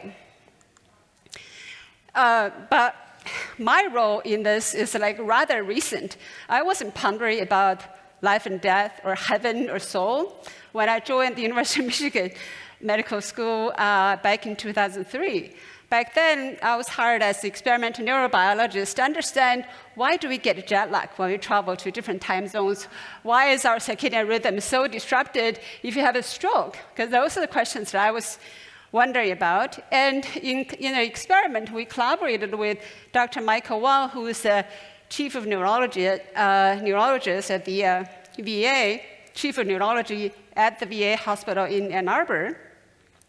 His patients, stroke patients, many of them complain about circadian disruptions, can't sleep at the right time, and so forth. So we thought, okay, maybe if we continue to monitor melatonin secretion, which is a marker of circadian clock, and conduct experimental stroke in animals, then we'll be able to find out whether it's true that animals, after experimental stroke, they would suffer circadian misalignment. So that was the motivation. Unexpectedly, however, 2 of the animals died.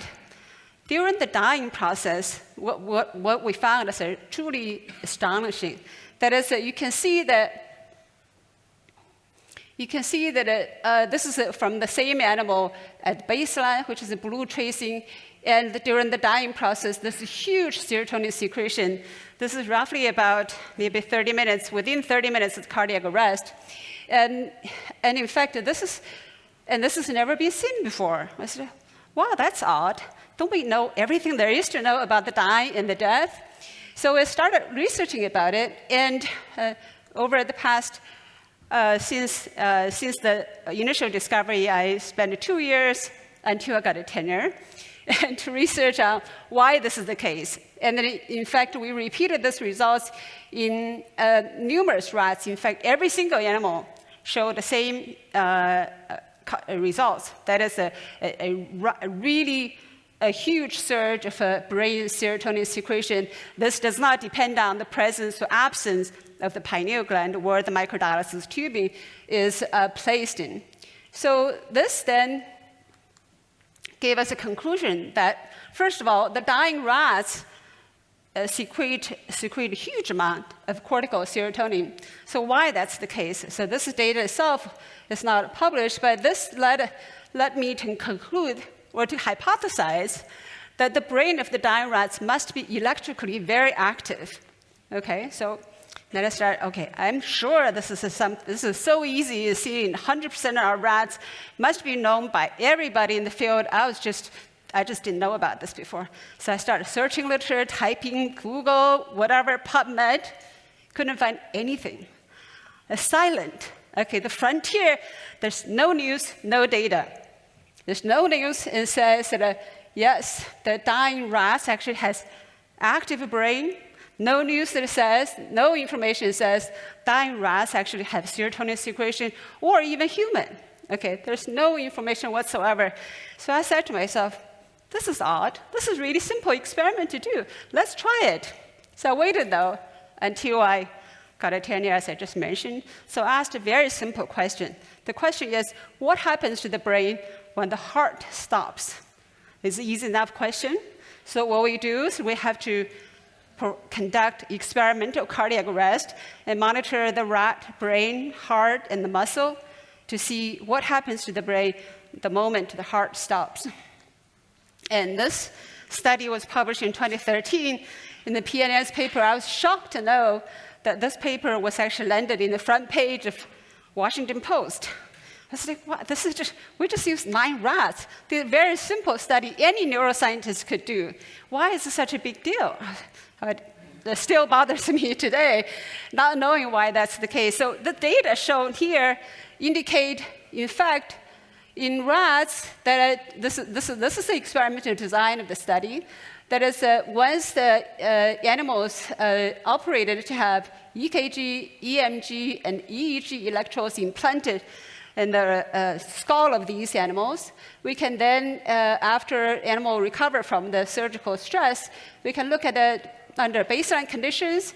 We then anesthetize the animals, monitor for another 30 minutes, okay, and then performed cardiac arrest. This is acute cardiac arrest by intracardiac injection of cardiac toxins. Don't worry, this is approved by animal committee. And at this point, looks like, if you just look at only the figure A, panel A, looks like heart was stopped. There's a flat line, both the cardiac activity as well as brain activity. And if you zoom in, however, what you see is that now you can begin to see some details. And if you zoom in further at this resolution, now you can see the brain shows massive increase of high-frequency activity that is initially disorganized, and then soon it became organized under theta frequency, and then in the end, the animal is in the pure gamma. Okay, this is like the gamma symphony in every single electrode, and eventually this gamma activities disappear, and brain sees the flat line. This is after about 30 minutes after heart was flatlined. So one of the things that I did not really stress too much in the paper is that the cardiac arrest in our study was induced by injection of high concentration potassium chloride, which stops all electrical activity in the brain. No humans who survived cardiac arrest and returned to tell NDs die this way. There's simply no record of this. So we thought, okay, I wondered whether these kind of cardiac arrests could give us the right kind of brain activity that it could simulate what humans might experience during cardiac arrest. So we thought we wanted to use a cardiac arrest model that is more commonly seen in human subjects when they suffer cardiac arrest. So we then decided to ask this next question: what happens to the brain during asphyxial cardiac arrest? So asphyxial cardiac arrest includes choking, drowning, pulmonary failures. If you had pneumonia, died, this will be falling into this class. Or gas poisoning. Okay, one of the standard protocol to euthanize rodents in animal studies. For those of you who use rodents, you should know that gas poisoning is the one that at the end of our studies, we always use that to euthanize animals, and it's an extremely rapid method. So in this study was published in 2015, and was in collaboration with Dr. Omar in a chemistry lab, who conducted very detailed microdialysis study and the mass spec analysis of neurochemicals. So in this study, first of all, we had to look at heart and the brain simultaneously. Unlike the first study, where heart was artificially stopped right away, in this study, the actually asphyxiation itself leads to the deterioration of the heart and the brain simultaneously. So we needed to align the heart signals together with the brain signals. So the technique then we had to invent is this one shown on the top, called electrocardiomatrix matrix. What it is that we convert two-dimensional EKG signals into a three-dimensional heat map. So vertically, from here, there's 10 EKG, 10 peaks, 10 EKG heartbeat, okay? So vertically aligned here, and between every strip is the one heartbeat different. So then if this is from beat number 1 to beat number 10. Next round will be beat number 2 to beat number 11, and so forth and so on. So there are 1 beat difference. Now you can see the entire cardiac changes in one glance, and compare that with what happens in brain. Okay, at the bottom here, it shows the average coherence of all of the possible pairs among the 6 electrodes in this dying rats under baseline conditions. What you see here is as soon as the animals are exposed to non-oxygen gas, both heart and the brain undergo dramatic changes. Okay, this is dramatic changes, are very dynamic, and they correlate somewhat with each other.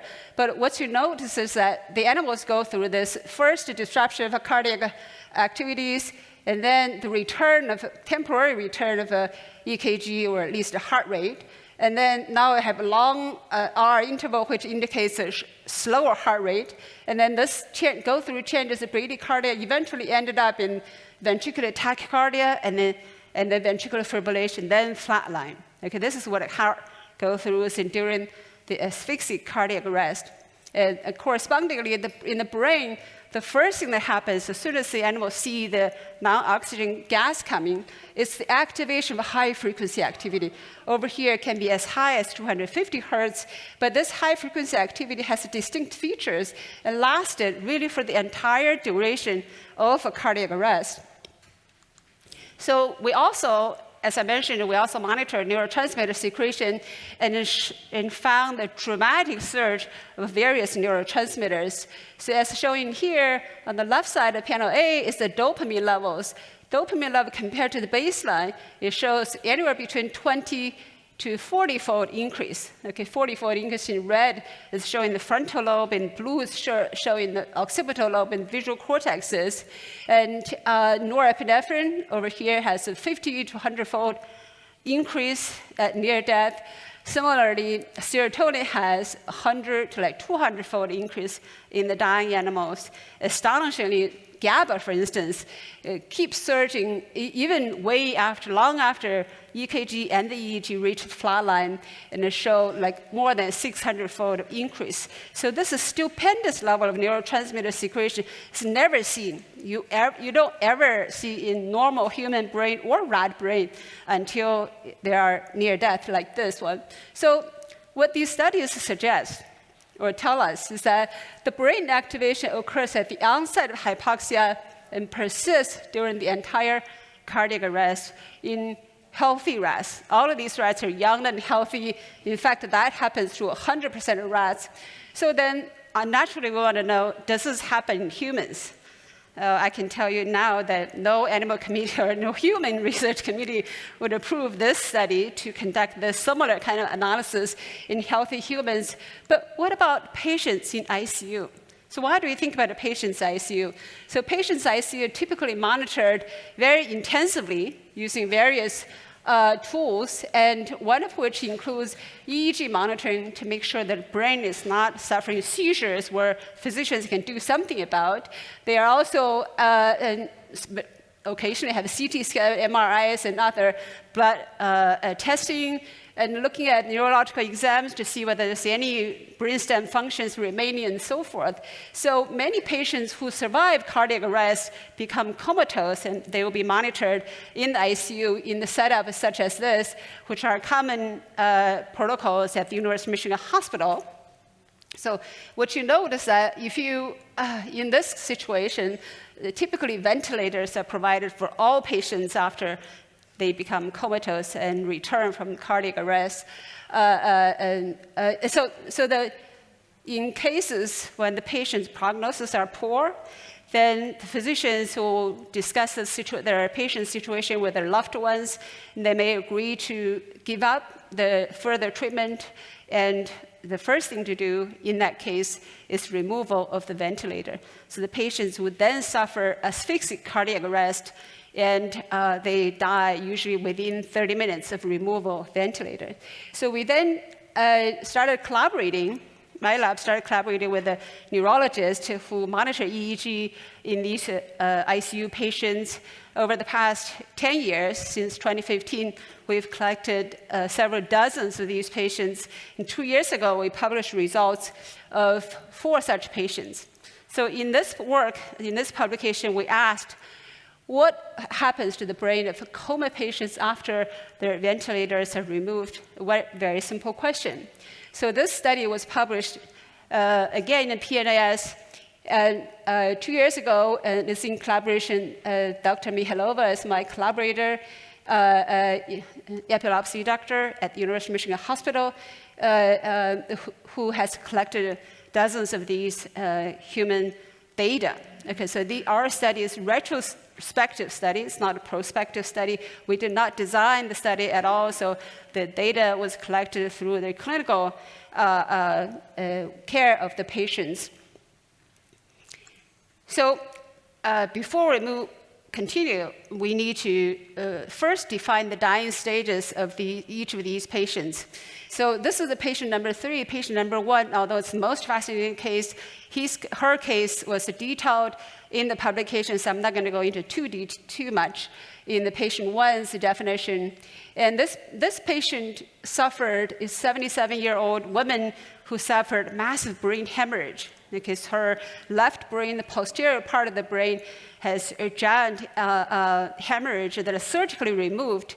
And this is a CT scan after the removal of the blood clot. Okay, so in the baseline, so this patient shows relatively normal EEG tracings activity. So these are pretty stable EEG activity, and it shows this R interval shows the heart rate maintained quite stably. And the bottom one, this is the electrocardiographic matrix, the one that I mentioned invented in our lab, and shows almost absent of heart rate variability. You can see the top row and the bottom rows are in parallel, suggesting there's no heart rate variability from beat to beat. So as soon as the ventilator was removed, what you see is that there are marked changes in patients' cardiac activity. So first, for the first 8 minutes, what you see is the heart rate is gradually increasing. So if you measure the R interval here versus R interval here, you see it's slightly smaller right here. That suggests heart rate is increasing. Okay, however, at this point, suddenly the heart rate is go opposite direction. That is much slower in the linear fashion. We did not include the top of this, but you can see R interval here. It's a dramatic lengthening of R interval heart rate failures, okay, maintenance of heart rate failure. And then at the same time, during this transition, now EEG becomes much suppressed. So it looks like EEG is almost flatlined if you zoom out from your graph. But so after this lengthening R interval, suddenly this patient's heart stopped. So it's asystole for 33 seconds.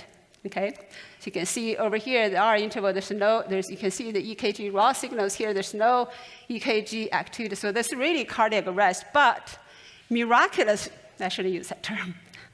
Interestingly, okay, the patient heart returned on her own. Okay, there's no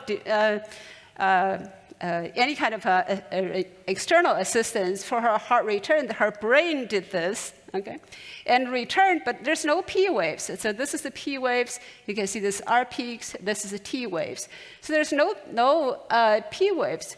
But their QRS complex also showed 2 different morphologies. One is has split R peaks, and the one is normal R peaks. But other case has no P waves. So we decided these are 2 different dying stages, because we don't know what's happening in the brain.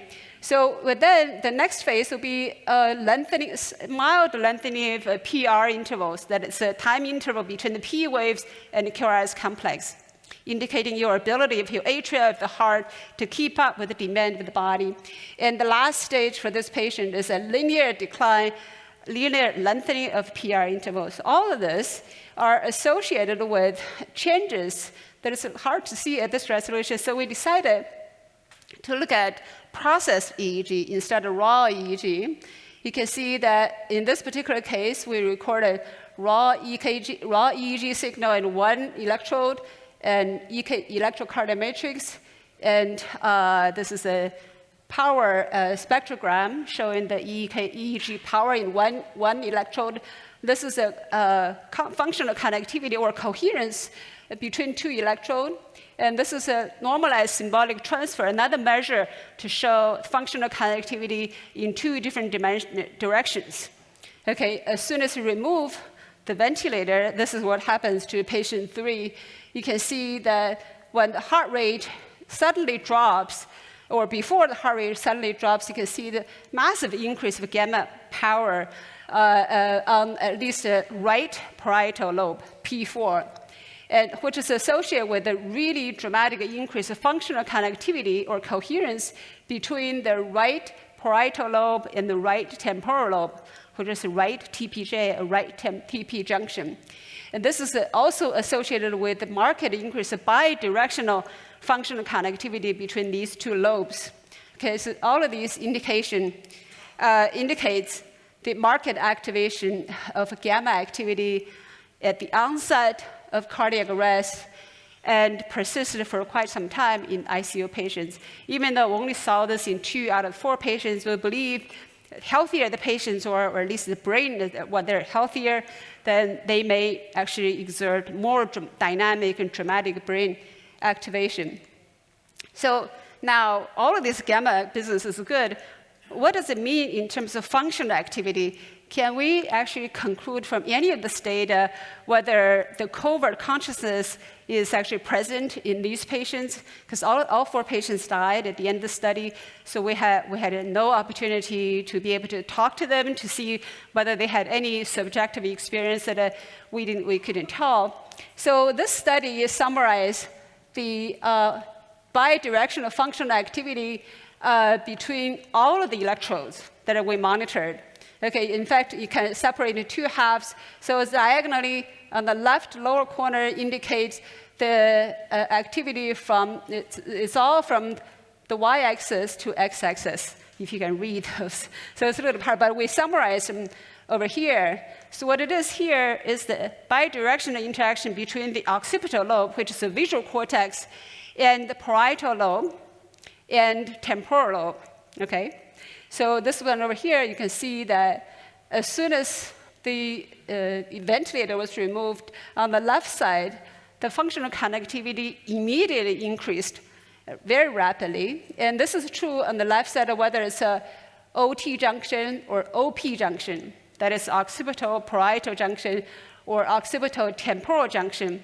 Okay, and then on the right side, however, the increase is not so dramatic at the beginning, but then it's still quite high compared to the baseline situation. Okay, what does this mean? Okay, so visual cortex is where the vision occurs, and visual information comes from the retina and through the thalamus, and then enters our cortex. First, it enters the primary visual cortex, and then from there, visual information is known to proceed in the 2 streams. Okay, one is a so-called ventral stream. That is information coming from the occipital lobe, O1, O2 in the study, to the temporal lobe, T4, T5, or T6, T5 on the left side, T6 on the right side. And on the other hand, the visual information coming from the occipital lobe also flows to the parietal lobe in something called dorsal stream. Okay, so these two interactions or streams are extremely important for visual information processing, visual light perception, and so forth. Okay, what's interesting is that even though under normal vision, where our eyes are open, so we perceive the outside world, that information comes into our brain, first has to be encoded in our brain somehow.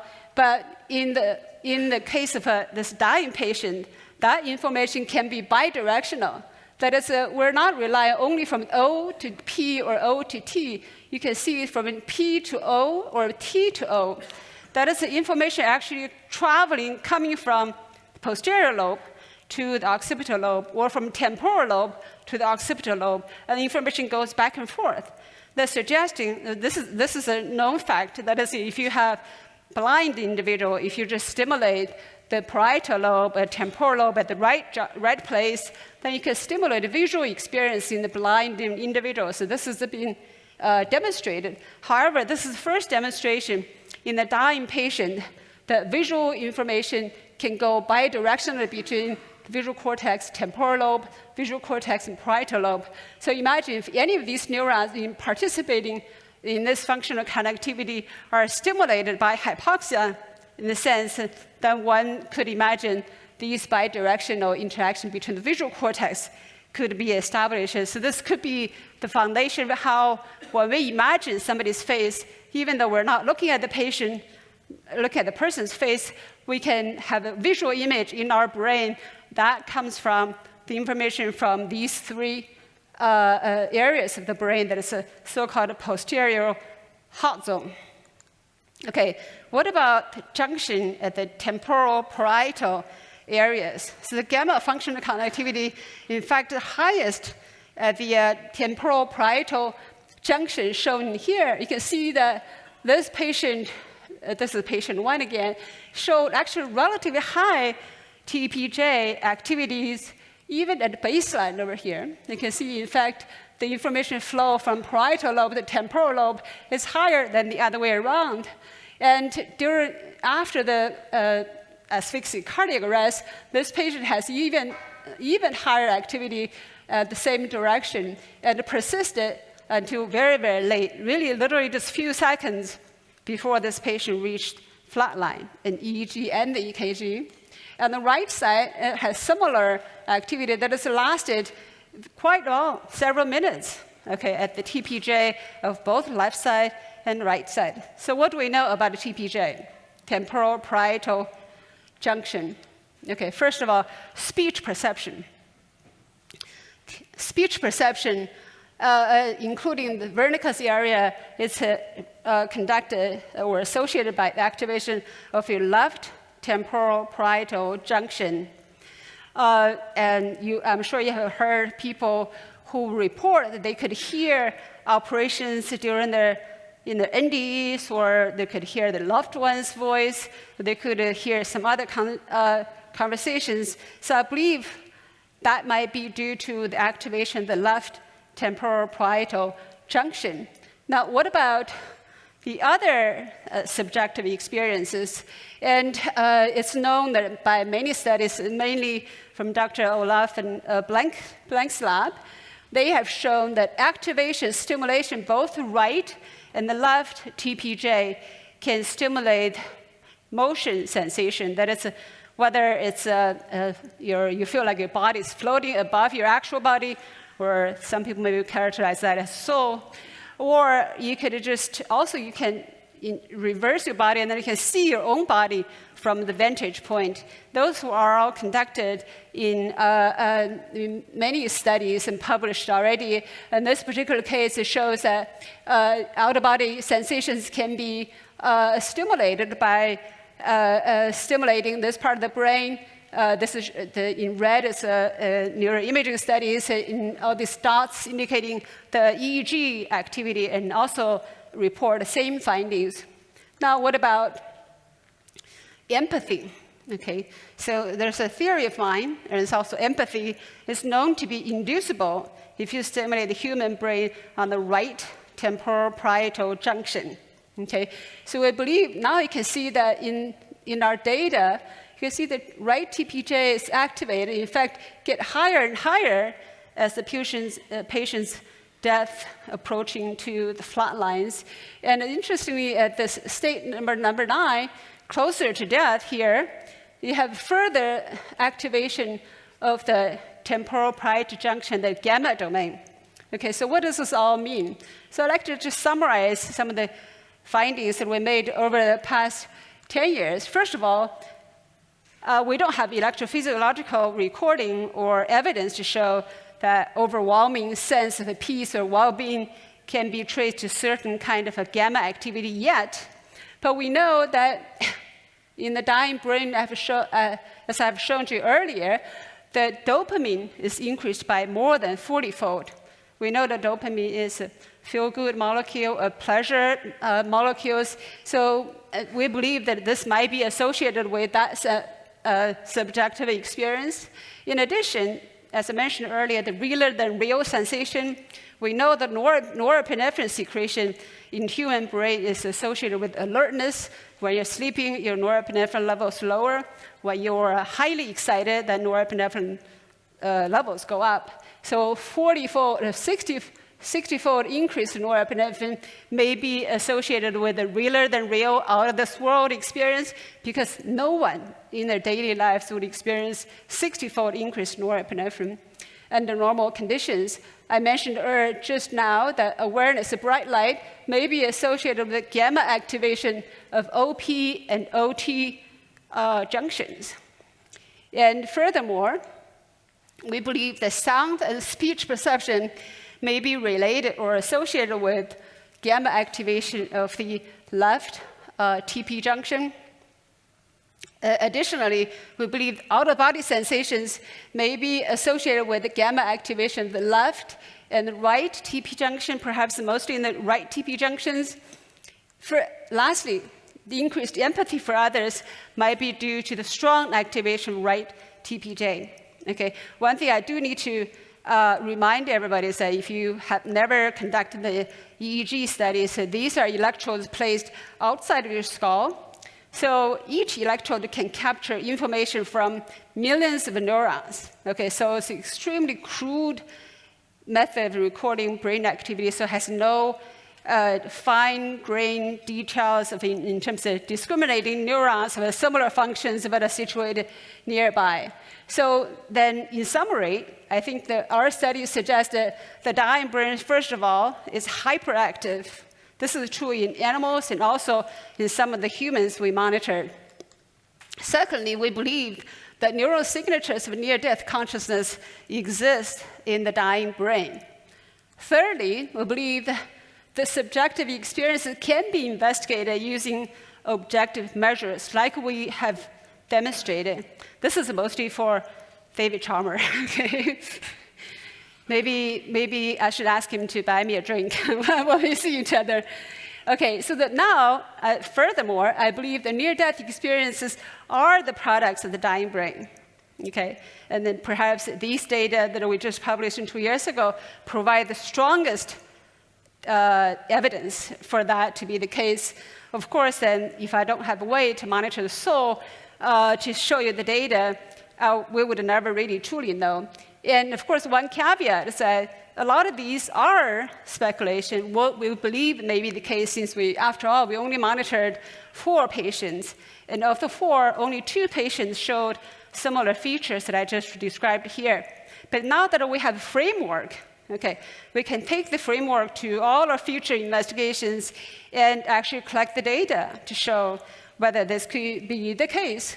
So with that, I'd like to thank everybody who's involved in these 3 work that I just discussed, especially Gang Xu, who is a postdoc fellow in my lab and was the first author in our last studies, and the key collaborators that are working with me at the University of Michigan Medical School, and also, of course, the department that has showed strong support for my research in this very exotic area of research, and no one else in my department is supporting and even understand. Okay, so lastly, but it's maybe most important, I'd like to thank the survivors of a cardiac arrest who returned, selflessly shared their experience, and thank the tireless effort of many scholars, including Dr. Woollacott, who's here, who's actually the research director of the International Association for Near-Death Studies, who collected thousands and thousands of these examples of near-death experience, really helped us a lot in terms of understanding the common themes. And thank you all for listening, and now the questions.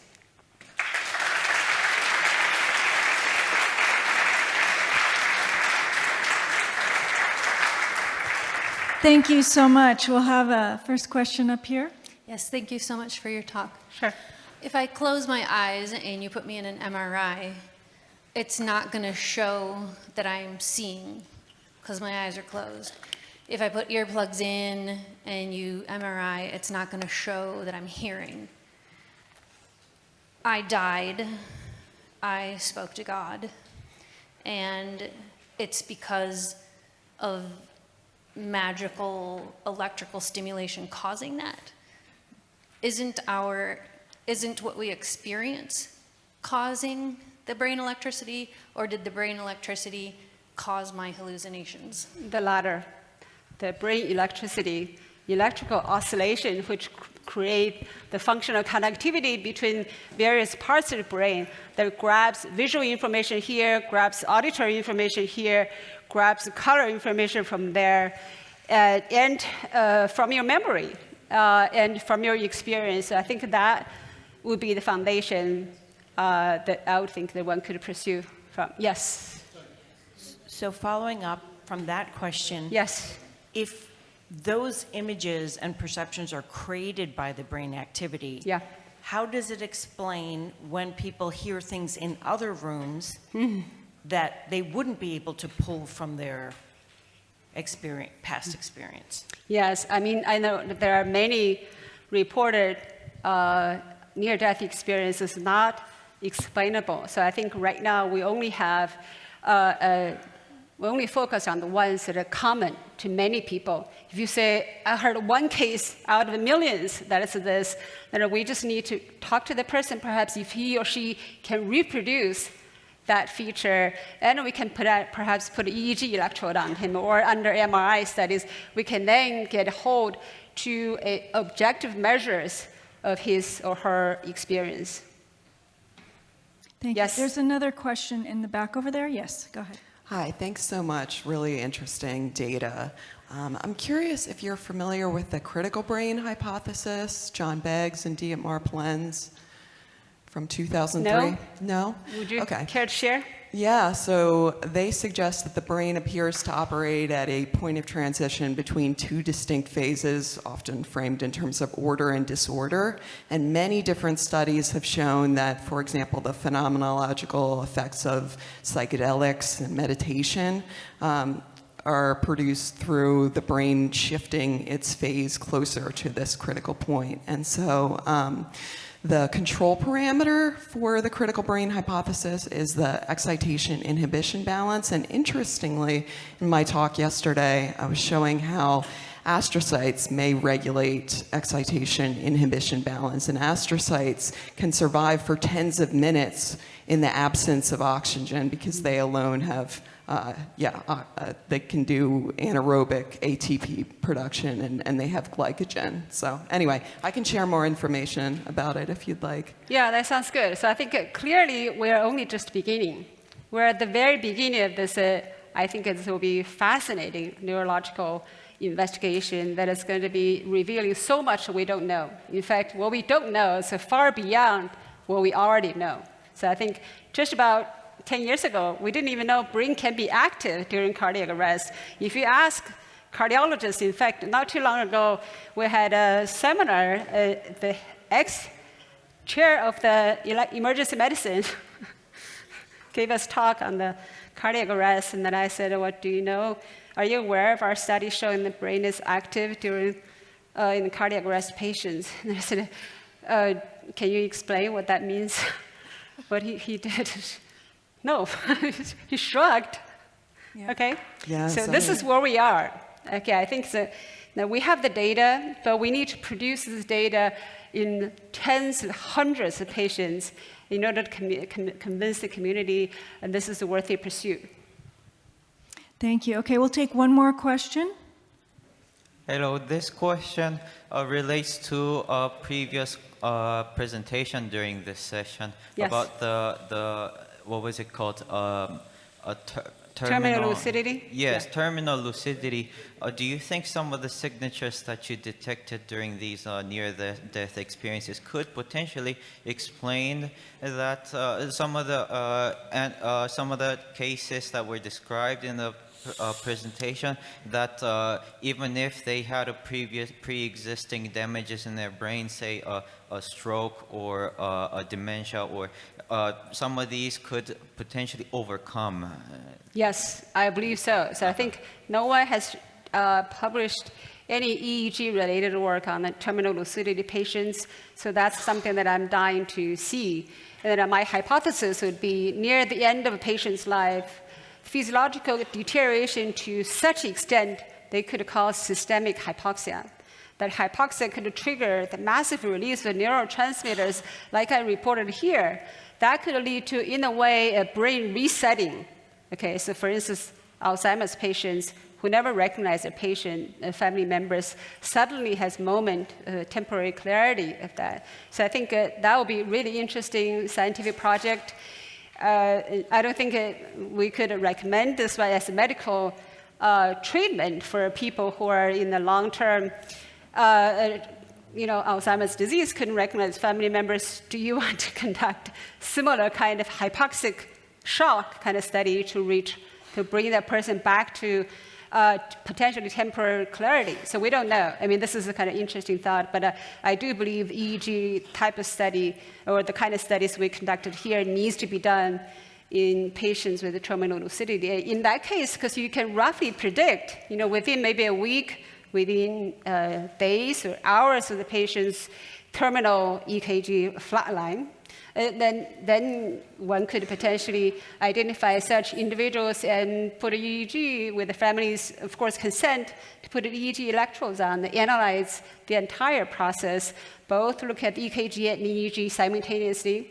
Then I believe there is a EKG might show an acute decline or a deterioration that could become a trigger for the brain changes.